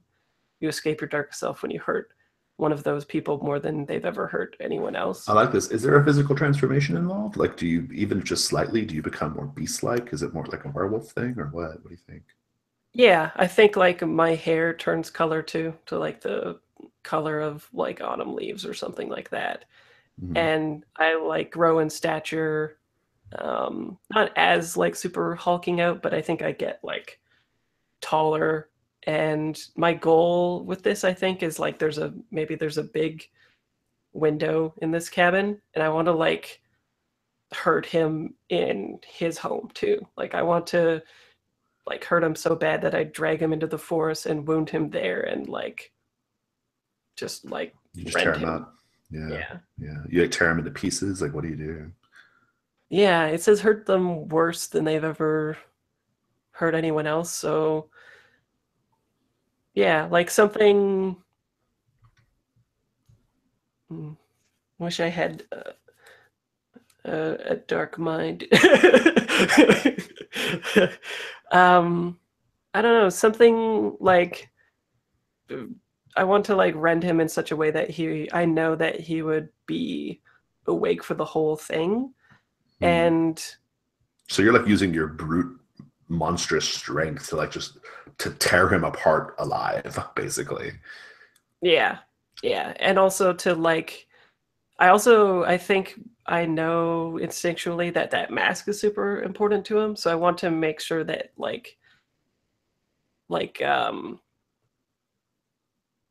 maybe I take the mask and place it so that the mask is like looking at what I do to him. Yeah. So that he experiences that same like humiliation or whatever. And then at the end, maybe like take the mask and just like hurtle it into the woods. Nice. Good.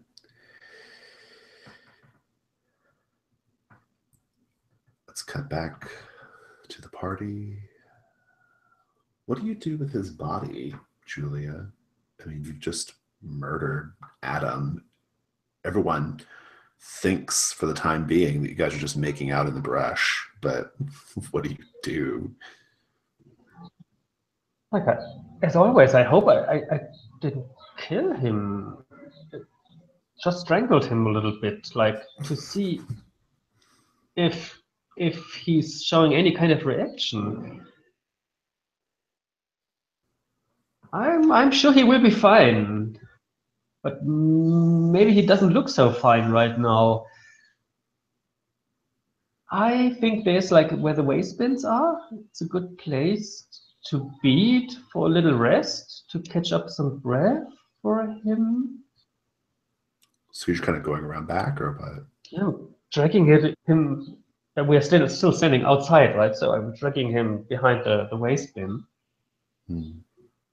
Actually, yeah, I was hoping that he enters his darkest self as soon as possible. Otherwise, then I will sneak carefully in the direction of one of the gates, because I think gates should never be closed, because still people could arrive at the party and they should all feel invited.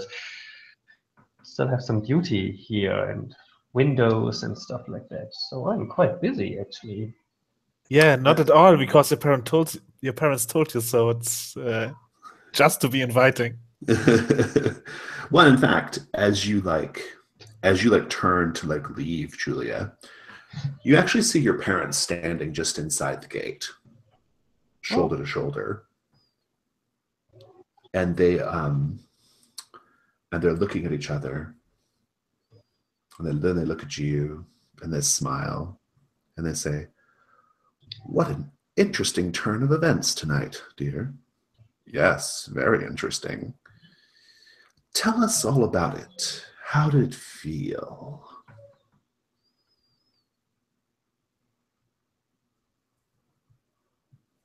I will, but I will not tell you.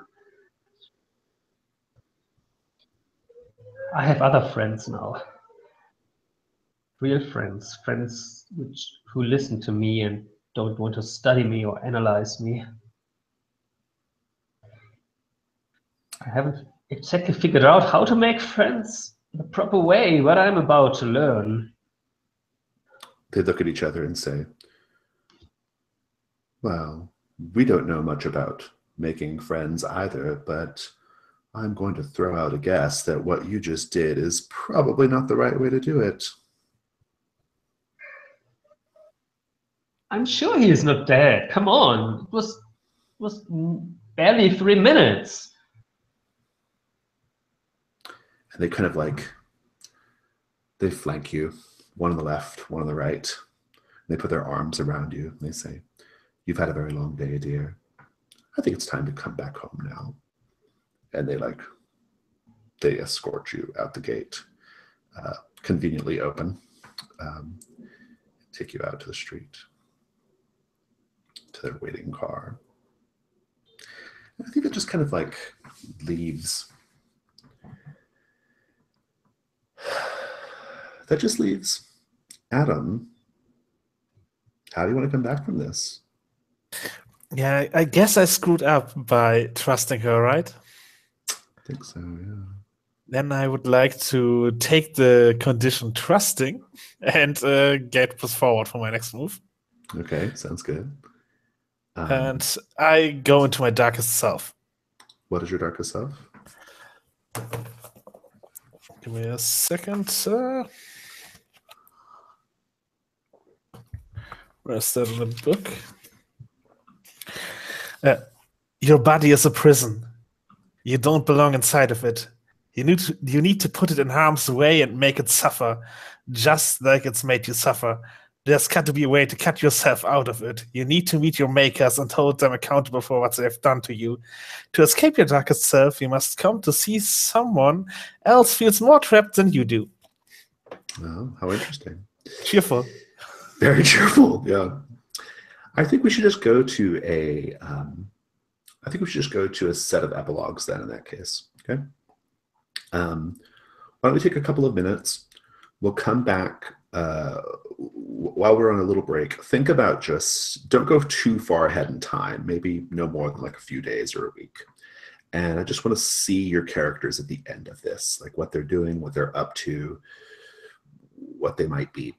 Yeah, just come. I just want to get a little snapshot of them. Okay, so let's take like 2 or 3.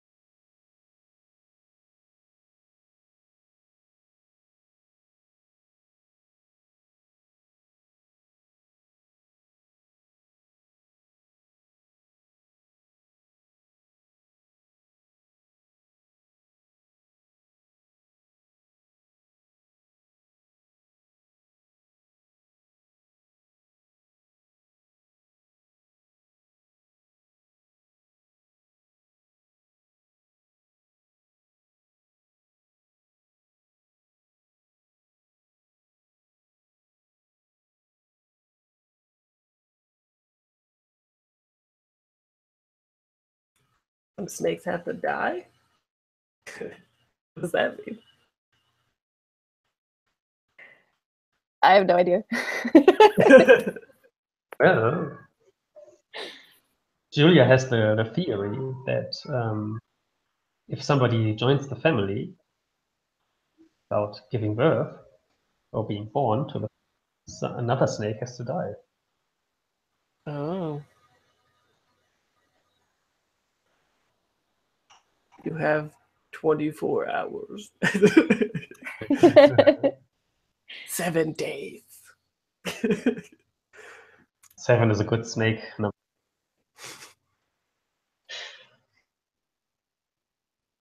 I think Adeline and I are the new generation. We should hand one of the older snakes.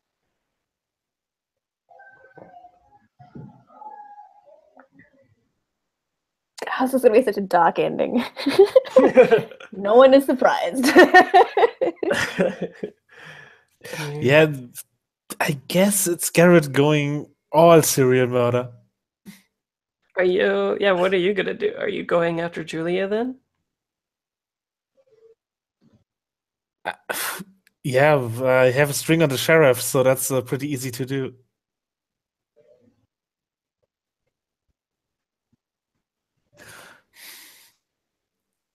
I know he Maybe. helped out he helped keeping the serial killer secret, so that's pretty good bargaining material if I call him and tell him that's there's another murderer going around. And her victims just happened to walk away. Still a murderer, though. All right. Who wants to go first with their little mini epilogue?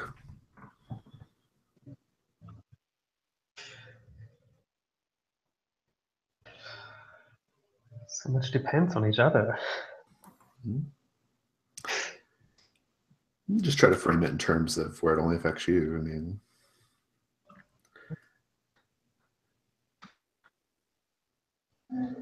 Well, mine's easy. Mine, I think Fall just goes missing for a time as he like continues to go through the forest as an actual Sasquatch, right? I think he's like lost in his monstrous form out there for a little while. yeah, that seems good. I like that.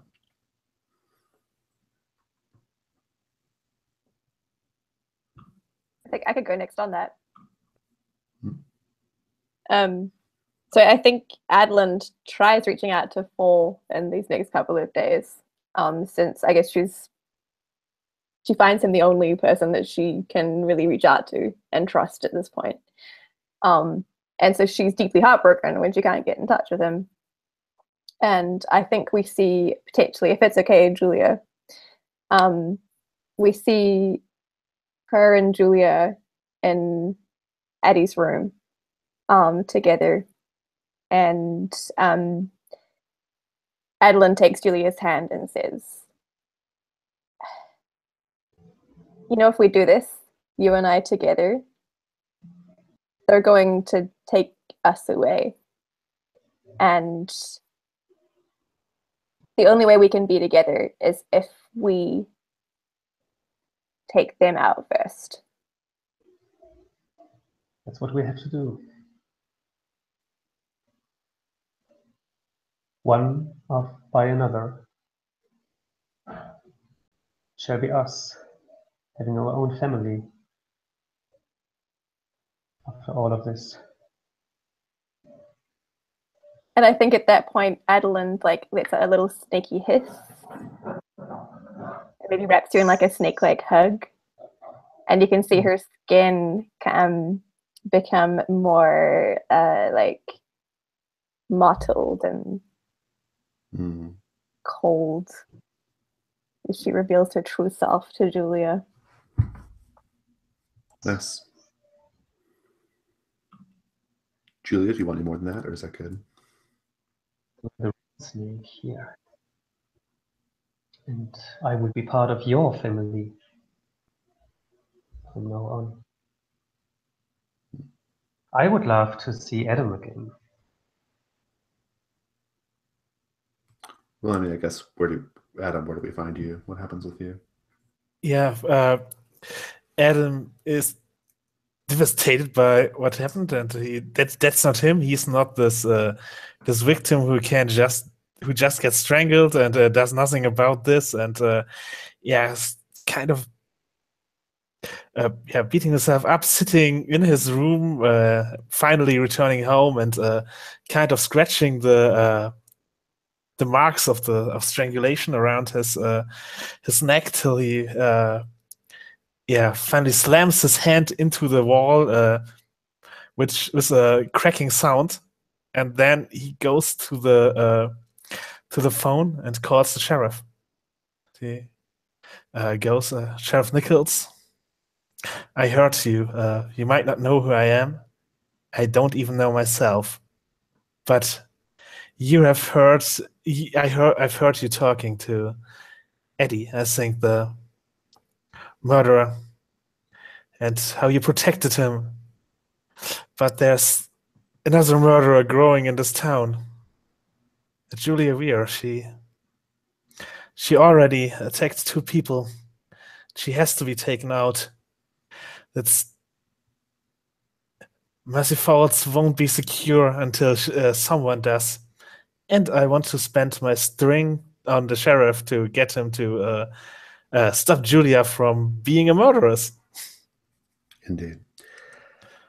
And I'd like to just pick up straight from there with my little epilogue, where we hear just that last little bit of you telling Sheriff Nichols this. Sheriff Nichols has you on speakerphone in his office, and he's at his desk. And directly across from him, sitting in the chairs in front of his desk, are two young women. One of these young women is wearing like a purple suit, a purple women's suit. She's quite young. She's probably like in her late 20s, and she has like a yellow legal pad, and she's taking some notes and kind of like like trying to figure out something, right? And the other young woman is a young nun, very young nun, maybe 20, 22 years old. She's also sitting in that chair directly across. And Sheriff Nichols says, "Thank you, son." He clicks it and turns it off and says, "Well, it looks like this is a bigger mess than we thought." And the nun says, "It's okay. We've trained for a long time to deal with situations like this. We'll fix it." And the other woman, unnamed at this point, says, Yes, we'll fix it. We'll take care of it. Mercy Falls, the Mercy Falls experiment will continue. And we'll do whatever it takes to make sure that we can do our work unimpeded. And they all agree to this, and they get up and they walk out of the office. And that's our series. Awesome. Wind of time. Great. Why don't we go on Discord? Unless we want to debrief here for audio purposes. I don't know. What do you think, Fraser? Can debrief here too. Yeah. Yeah, whatever you think. With the mainline one, I just made a separate whole episode for debrief because you're saying people wanted it. Yeah, people wanted to hear like us debrief. Yeah. We can debrief here. It's fine. Yeah, we have the recording in case it's needed. Yeah. Well, so yeah, I mean, we played 4 sessions, 3 proper sessions and 1 setup session, I guess. But how do you guys think it went? I thought it was awesome. So good. I thought, Monsterhearts continues to deliver probably some of my best sessions of the entire year. Although I keep saying that like every time we play, but I really dig mechanically what it like is doing and what it helps you do with your characters. Like it adjudicates what you need to like embody a teenager very well, I think. Yeah, the system does a lot of work in terms of like pushing the fiction forward, right? Which is something I really love about it, for sure. Like you don't actually have to, you don't have to plan much as the GM, right? Like you really don't. Like you don't, you know, I kind of think about the town. I think about different, you know, I think about it, and I guess it would have previously in Monsterhearts 1 would have been like threats and fronts, right? Or fronts and Grimportants and all that. But ultimately, like the moves do a lot of work, which is great. Yeah, and I really like the echoing from the main line to this one and stuff. Like I think people are gonna freak out when they listen to this. Really. Yeah, it's that part was really fun for me. I loved that aspect of this. I loved that kind of like bouncing back and forth between the like hinting at different things within each one of them, right? Because we're even doing it in the main series, right? Where Adeline / Jacqueline is a I mean, she's like puppet master of the puppet masters, right? Like it's that kind of like situation. So yeah, it's fun. So it's kind of fun to have those back and forths. So.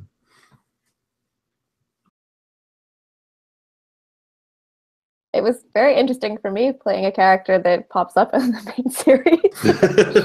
Possibly. There's a hint in the most recent episode that it's just Jacqueline calling herself Adeline, but it's not confirmed, right? Like it could very well just be Adeline, right? Like who, you know, all daughters become their mothers sort of situation, right? So, and you showed that was literally the case, like when you know, because you indicated that like your features were vaguely reminiscent of hers, which I thought was really interesting. So.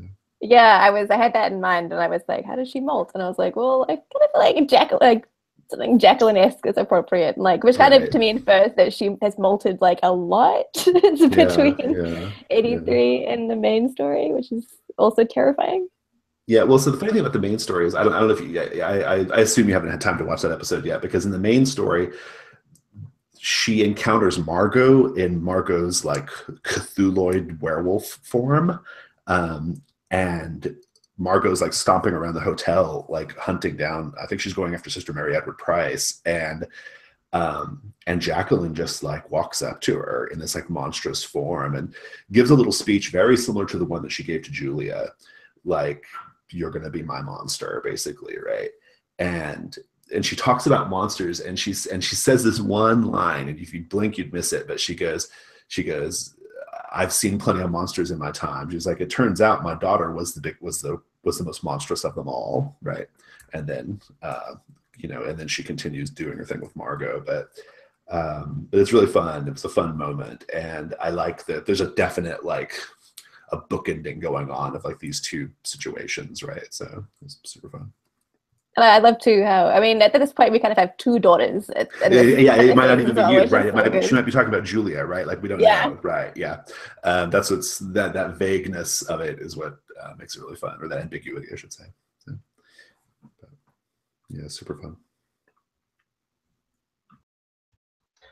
Yeah, so we had an ending where we were suggesting to each other, Adeline and Julia, to kill her mother. One could interpret it in that way.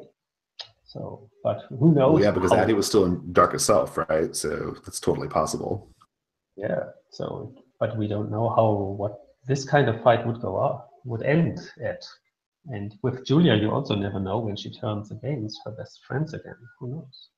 Yeah, I was in the back of my head, I maybe I should have been more explicit about it, but I think Adeline was erring more toward like she chose on the human side, like the snake side is terrifying.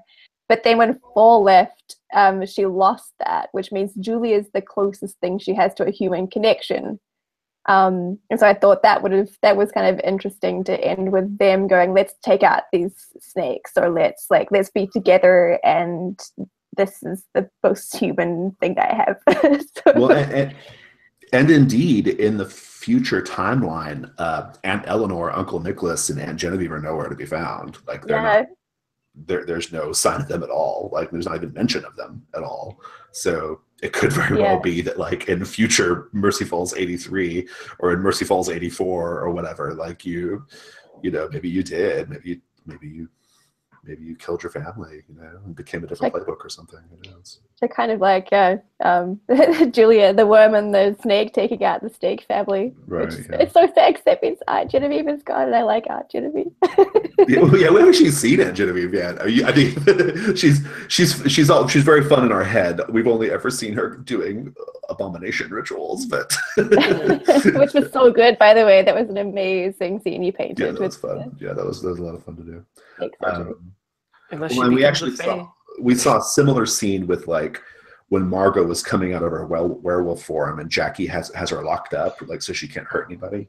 And we saw a similar thing of like Margot going in and out of lucidity and like observing different characters going in and out. So yeah, it kind of was a super bleak series for me and my character. Like it started out with some pretty regular queer stuff, and then it became a dark tale of victimization. My character couldn't escape till the end, and I felt there could have been more character development if I went into my darkest self earlier, or if I just met some people where interactions weren't the threat of something terrible happening or actual murder. Yeah, it was victimization all the way, right? You toward them right at the very end. And you started to reclaim a little bit at the end with the sheriff, but all you really did was just like encourage whatever dark cabal whatever they're doing. Right? Yeah, it started like I had a really small moment of connection with Zach, who then vanished, and and then I got victimized by everyone, and in the end I had like my post-traumatic stress, this is not my body feeling after being violated by Julia, and I called the authorities, who of course didn't do anything about it. So yeah, that's a bleak yet realistic tale, I guess, of... So yeah, Monsterhearts provided that, and I success. Like I imagined playing the victim in Sunshine Boulevard feels like that. Yeah, this is a it was. Character. Yeah, it was like yes, you were. Yeah, yes, all this potential. He could find a soulmate and become someone. No, murder. Yeah, he was. Well, and I think what I think was like. I feel like what I think probably why it ended up that way to some degree is like there were a couple of moments when you could have like really embraced like I think like going with the killer into the woods might have been like a moment of like self-actualization for your character, right? Or something like he wanted to fill the void, and I think the way I perceived it was your character was still like so unmoored about his own like identity and his own like place in the world, you know, that like he couldn't even conceive of going with that person into the woods, right? Like, and he also could have just lied to Julia's parents, like that. That could have been another aspect of the Hollow, was just coming up with a story like, yeah, those are my plans, and right, yeah. But yeah, you would rather have wandered the streets and gone to a party and possibly gotten murdered than go home. I thought that was super interesting. Yeah, which I think is appropriate for the Hollow, because the Hollow is all about like experiencing something, right? And your home life is like the most negative, empty space, you know? Yep. So yeah, super interesting.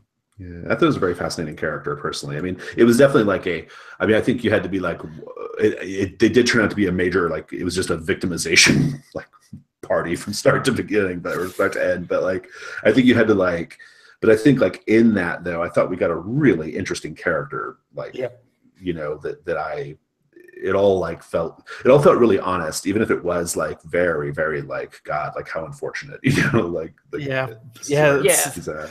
it's a character I put some of my own experiences in and at the beginning, and then he turned into someone else who was also, or who was had a very bleak ending. Yeah. But Yeah. that's Monsterhearts, where you can experience, how it could go worse growing up queer. True. Yeah. True statement. Yeah. Well, and the honesty there too is you at a whole bunch of different kinds. You could have just been like, no, instead I'm just gonna go do this. But Yeah. in like, there's some truth in staying the course on that experience and going straight to the end. Yeah. How did you guys feel about, like, there were a few, like, the sort of like unifying thing of this series was like the murder of the kids, right? Like those happened at regular intervals, right? Sometimes you were committing the murders, right? But there were like murders taking place. I'm curious, like, I'm mostly curious about, like, what do we think was going on with the spiral killer, in the sense of, like, the spiral killer right before he chose to torment Adam began, like, drawing that spiral on his arm. And then right before he tormented and killed Shay was doing the same thing, right? It was like the spiral killer was like making contact with his victims in some way, right? I thought that was really interesting. As a killer, as a character, he just felt like more of a force of nature to me, rather than like a developed character, which I think was kind of the point. But I'm curious, just like how you all felt about just sort of the way that, like, the story expressed itself through sort of like murder, right? Like and like shocking violence, right? Which is very Twin Peaks, right? Like this idea of like sudden shocking violence, right? That's a common, refrain in Twin Peaks. Yeah, I dug the whole tone of it. It heightened the anticipation for scenes for me, because like when Shay started doing the spiral, I kind of had to make a meta decision. I'm like, well, like, as a player, even, do I care more about my mom, or do I care more about Shay? Because this is like a fictional flag that's flying. Like, maybe Shay is going to be in danger, and then also, my mom's out back, and so it was all really satisfying, no matter the outcome of subverting the trope or invoking it. Either way would have been really interesting. So it kept me, it was like watching a horror movie, except that I was the character or something. Yeah, that's interesting. I thought, like when I pitched it as a Breakfast Club thing, I knew when I pitched it that was a bait and switch. Like, I knew I was basically lying to you all, right? But that was for effect, though. I was going for dramatic effect, right? I don't do that often, but that was my goal on that. And so I'm curious about how you all felt about the eventual, like, sort of tone of the game, right? Like it ended up being this quite dark exploration of things, right? So you were doing a bit of Sunshine Boulevard as well. I was definitely doing a bit of Sunshine Boulevard. Yeah, absolutely. I was. It's Monsterhearts, so you expect there to be horror content, and I accepted. Yeah, so this is also a slasher story. Let's go with that. When the guy showed up, so that's it worked in giving, like the serial killer was more like a force of nature, like you said, or like the thing that was happening in the town while our characters had their terrible experiences. Is more directly influenced Fall and Shay this session, but otherwise it was more like the background. Right. Yeah. And that's actually really important, right? Like keeping it in the background as much as possible was important to me. I only pushed it forward into your guys' laps, like when the dice basically gave me permission to, right? And the circumstances surrounding what the die roll, where it made sense. The idea was always to, like, kind of hint and to show and to suggest that there's this killer out there, and that, like, you guys could be in danger at any moment, but otherwise to let you get on with what you're going to do, So I hope it came across that way, because that was the intention. So. I think, but what I loved about it was we had a silver lining moment where we couldn't do that second session, and we would have had that second session before the MH3 session. Right. Yeah. Which meant that we would have known prior that there was a killer happening. Yeah. And because that didn't happen, I had the most visceral reaction listening to MH3 when Adeline in the main story drops like the serial killer thing, and I swear to God, like my neighbors heard me screaming. Yeah, that was a curious thing about like the way, because we missed that. Yeah, you're right. Because we missed that second session, it unfurled. It was all revealed in a way that I was happy with how it came out. Like I thought it was sufficiently shocking and very meta, right? Like I love the sort of like meta shockingness of it, you know. But definitely, if we had played this, you're right. If we had played the second session, it would have worked out differently. Like you would have, the bait and switch would have happened like in real time, and you would have been like, oh shit, like there's a serial killer now, right? And then I guess it would have had less impact when that came up in the main series, but yeah, yeah, it's really neat though, signaling that something might be happening in the other game if somebody watches this game that you just played. Right. Yeah. And that's the thing, you didn't have to watch it to know, right? Like it was like just information for anybody. Well, like for Lauren, because Lauren watched it and learned. So. And Fraser obviously played in it, but Philip too, right? Yeah. I mean, here's the thing, though. Like I actually knew we couldn't get away with a pure Breakfast Club setup, right? It would be impossible in Monsterhearts because the moves don't do that, right? The moves mandate like darkness, right? Like it's unavoidable, right? Like there's literally no way you can avoid it. And so I knew it wasn't like it was a bait and switch, just in the sense of like I knew we weren't going to do that realistically. There's no way in hell the mechanics were going to support that kind of story. So I felt okay saying that's what we're going to do, even knowing full well like that no matter what, the moves are going to push it in this particular direction. It's like totally unavoidable. So, which is why I felt okay doing it, because it was kind of out of my hands ultimately, right? So yeah, and I'm really excited that once it does get to PSP eventually, that people will get to hear even more people from the Gauntlet playing as well. Yeah, that'll be really fun. Yeah, good stuff.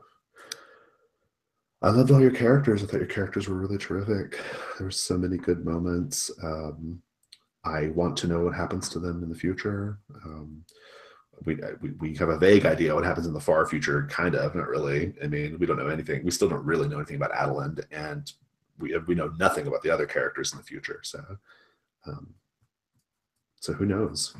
I want to know, but I do want to know, like, do they grow up? Do they, does Julia break free from her strange ass parents? Does, like what happens with all that? I had a thought on the Serpentine character. I had two thoughts really. The first is this is my first campaign in a long time that had any sort of character development. So it's really interesting getting to do that again over these sessions. But then also I find the Serpentine terrifying because usually I go into a character knowing their beliefs or like having a very clear idea of their dimensions. And because the Serpentine has such duality of human versus snake, I think I like fumbled a bit to try and find a voice for her, which I guess maybe is part of their playbook. I think it's part of the point. Yeah. And so I think that it was the first time for me really feeling a character as you play and letting play dictate the shape and form they take, which is really interesting. I agree. Yeah. I mean, I will say that, like, just as an observer, I didn't notice the like fumbling around or feeling around. It all felt like really fictionally honest to me. So I that didn't like come across. I mean, but I think you're meant to feel that way for sure, right? I mean, I think you're meant to feel like, the whole point of the playbook is I don't fit in and I don't know where I fit, like, am I this, am I that, I love the Serpentine playbook because I love the NPCs that come with the Serpentine playbook, right? Yes. It's like my favorite thing. Like whenever somebody plays the Serpentine, I love that because those implied characters in the Serpentine playbook are just so good, right? Like just this idea of these ancient somewhat befuddled snake people who are trying to recapture some glory days from the ancient past. Like, I don't know, it's just great, right? So especially in a merciful setting, because it's such a tiny town. It's like you've got this. Yeah, exactly. Well, I also love the idea. What I always love about Mercy Falls is like, just when you think there's someone like just really creepy and monstrous and or scary, like there seems like there's always someone around the corner who is more, you know, and that person is usually more mundane, right?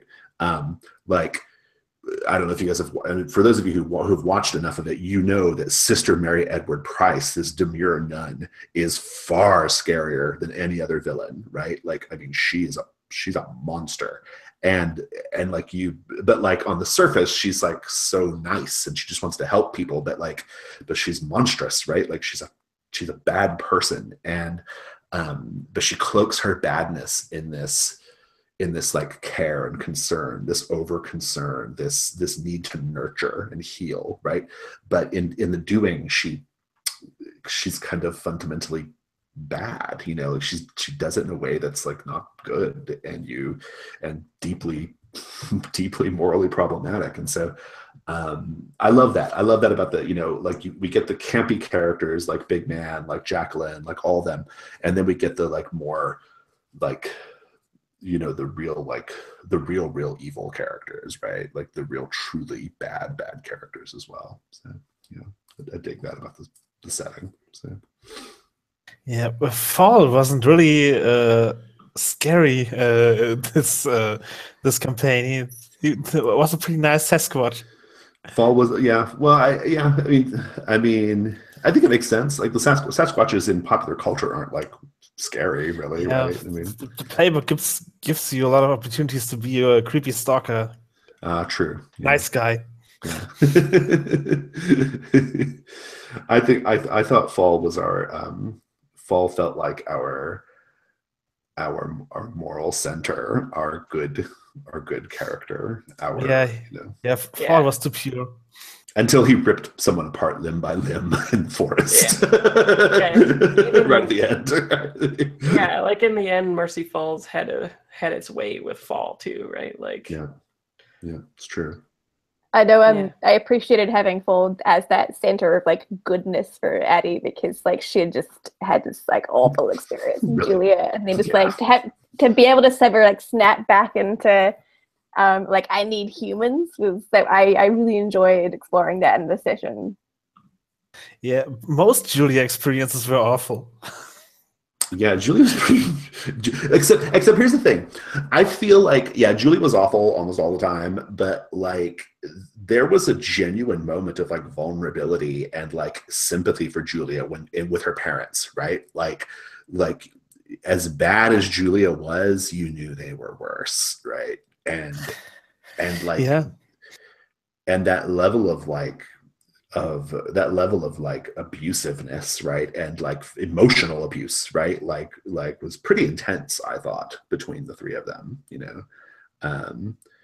And yeah, like that was super interesting to me. I mean, like it kind of makes sense. Like I think about like the very, very like self-absorbed parents who never get super involved in their kids' lives because they're so focused on their own stuff, you know, and like they actually like are jealous of their kids, you know, because they want to continue having their glory days or whatever. I got that really strong vibe like with them, like this sense of like Julia being an object of both like I think they treated her like an object of insignificance and derision because that was the best way to control Julia, right? And I thought that was really so did you already did you create the parents that way because Julia was already on her way to her first murder when we met them by my character going there, or did you have those in mind? They happen super organically. They happen super organically in the moment. Basically, I formulated them in about 15 seconds. Like I quickly read the description that Garrett had given us on the NPC sheet and just ran with it. I did not know what they were going to be until they became what they were. So The raptor parents were, yeah. and I actually like the through line too of the horde, like showing that they definitely covet knowledge, and that like intellectualism can still be bad because it dehumanizes people and makes them monstrous. Oh yeah, I was definitely playing up the horde angle, right? Like I made several little like draconic references in those conversations, like, oh, you're gonna spread your wings, we're gonna push you out of the nest, right? Like all that kind of stuff, right? That was super, like, I was trying to be like dragony. I loved how you portrayed the worm family and the serpentine family, because they felt like the same species, if that makes sense, but they were so complementary. And I think the way you just framed it now with like how the parents view their children, it's like I got the feeling for Addie. She was still their puppet, but she was sort of being held up as like, oh, you're the next one, like you need to be great and champion this, which is like different to how the worm's parents like view their kid. And I love that they felt really similar, but then really different at the same time. It was like your parents wanted you to like grab the moment and rise up to the level you needed to be at, whereas her parents wanted to suppress her essentially, right, and treat her like a thing and just another part of the collection, right? And I think it's interesting that Julia found her acceptance in the space where they want greatness, right? Where they value greatness and want greatness and want to, like. So I thought that was super interesting. Yeah, and it kind of goes to this idea of like, this happens in real life, right? Like when you're a kid, you sometimes like you sometimes like feel like, oh man, I wish that was my parents, right? For whatever reason, So. Yeah. And I just love how that happened kind of organically in a way, because to me it also felt like when you bring a friend home and your parents like, why can't you be more like so and so? Right. Like, yeah. Oh yeah. It was totally that. Yeah. It was totally that. Absolutely. Yeah. Yeah. The parents were the worm parents were so interesting to me because like they fully formed in my mind in a matter of seconds. Right. And I knew I was locked and loaded when the moment, like when I said that they answered the door together. That was when I knew, like, oh, bam, I know where this is going. I know these characters immediately. Like that was the thing that unlocked it in my brain. Like, okay, they're answering the door together. They're always together. They finish each other's sentences. They're probably from the same nest. They're probably technically siblings, right? Like all that kind of stuff. So it was super fun. From a characterization standpoint, it was really an interesting challenge, and I thought it worked out really great. So I was happy with it. I have one observation I wanted to share as well, which is that I differently understood the forearm pushing into darkest self, death combination, avoiding death, skirting death is the move. Yeah. I thought that you avoid your death. So Julia was never out to kill somebody, but just pushing just one little harm, and then they can escape their death by entering the darkest self. So before Adam die, before they can say, okay, I will force you into your darkest self, or I will kill you, but I won't kill you because you enter your darkest self, interestingly. And so interestingly, it still worked out for me because I, as a player, felt like overwhelmed by this. Hey, I didn't want to kill anybody. Adam, why are you dead now? Yeah, and Adam might not have died. And Adam might not have died in that second. He might just have been unconscious because your parents were there right away. Yeah. Your parents were right there, right? So I, as well, Garrett and Julia were both shocked about what they did. Well, I think it could go either way, right? Like, I mean, I think it just depends on your particular fiction that's going on, right? Like, you could probably have it be like, like in the case of the werewolf, right? The werewolf's the easy example, right? If I blast the werewolf with a shotgun and take him to 4 harm or whatever, it's a pretty easy like fictional positioning to say I wolf out and turn into a werewolf right now, right? Like that's easy, right? I think like you have to look at the particular fiction, look at the playbook, and so like I don't know, it just to me between Addie and Addie being a serpentine and that whole circumstance of that murder, that just felt like the right outcome, right? Like it just felt like the right outcome for you to kill her, for Jackie to show up and be Jackie, and then and then all that just to kind of play out like it did. I mean, so I think it just depends on the fiction, right? I mean, I think after the talk of the experiment of Mercy Falls, I just picture like everybody sleeping and this like fog rolling in, and then these like guys in hazmat suits going around collecting like fear or something. It's basically that, right? I mean, what we know from the main series is that we know that Catherine Forsyth, who is in the main series, she's presently the vice principal of the school, and then the sheriff. We know that they sort of like mind the town, right? They make sure that like the town, whenever the town starts to agitate, like whenever bad things happen, they're there to put it down, right?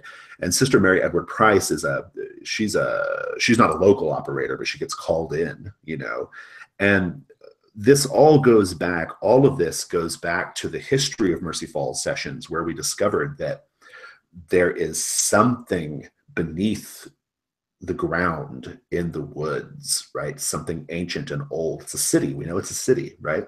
There's a city beneath the land.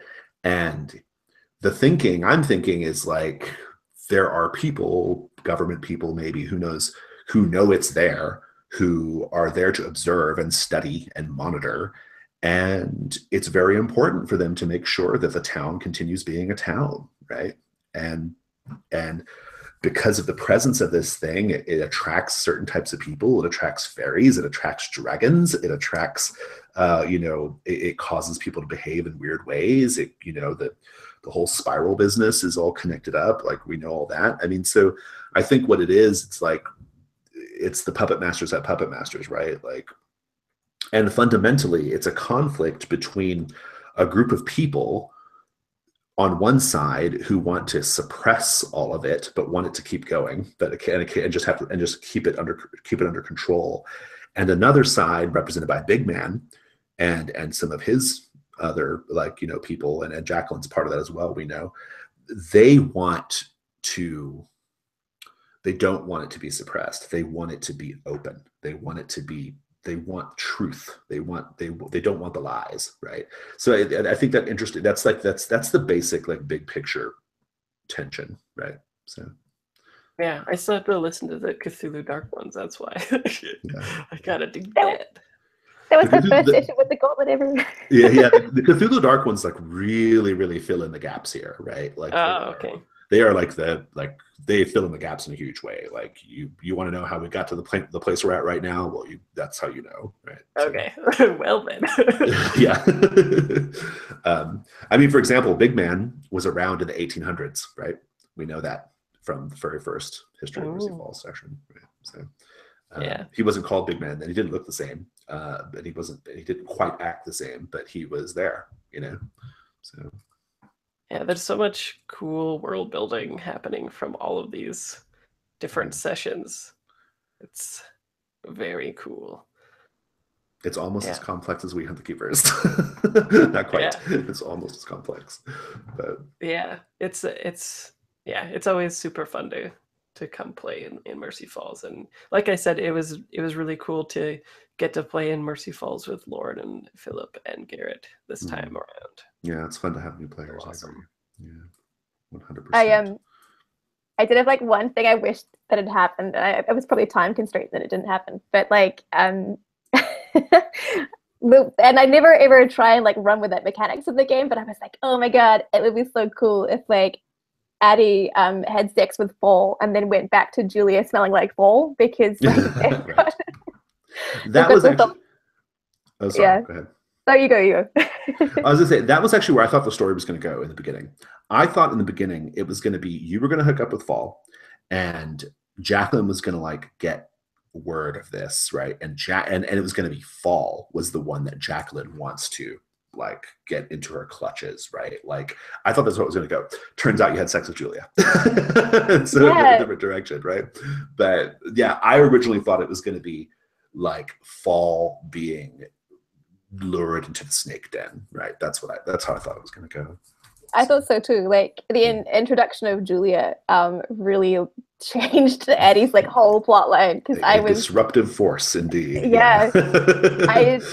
After that first session, I was sure it was gonna go down like Fall and Addie would hook up. She'd go back to her family feeling like the Sasquatch, and then we'd sort of get to explore all of that stuff. And then just like Julia. I had all kinds of ideas about it. It was going to be like Uncle Nicholas wanting to capture the essence of Fall's musk for his experiments, and Aunt Eleanor acting like a weirdo, and like and I imagine scenes where Aunt Genevieve is like counseling you or whatever, and Jacqueline's just being a drunken raging monster the whole time, right? Like I thought that's how it was going to go. As well. I thought that too. And also, you just never know. You never know. You play to find out what happens. So there you go. Yeah. And some of the favorite scenes I had too were the Shay Fall scenes. I think it was a really nice like pendulum swinging between the darkness and the light there. Well, that was the nice thing about it, right? Like we actually got like this other extremely interesting story with Fall, right? I loved like the Shay Fall thing. I loved like your mom, right? Like I loved that whole like the light in the darkness. Like I thought that was all really great. Is her accent supposed to be a Fargo thing? That's kind of. I'm not good at it. It's kind of I'm going in and out on it. Honestly, it's not easy to maintain, but yeah. Yeah, I think it got a little Jersey at one point. I noticed. So yeah. I have to like actively think about that accent. Whereas like I don't think I'm great at accents anyway. But like Jackie's at least is like I've done that character a million times, so it's not like or some version of that character a million times. So that one's easy to stay in. But, yeah. Well, I really enjoyed this. I hope we get to see more of these characters. I think we will. I think next year we'll get to see more at some point. So I will always let you guys know if I decide to do Mercy Falls 83 again. I'll give you guys like a little tiny window of heads up on everybody. But if you can make it, so. You need to find the spot where we all are around in our respective time zones. Yeah, it might be tricky. I mean, it is. Well, ultimately, I'm going to run it just like whenever I would normally run a game. And if you guys can make it, that's great. If not, that's fine too. We'll figure it out. But it was super worth staying up for those sessions. Yeah, good. Awesome. Well, I'm going to go. But let me stop this.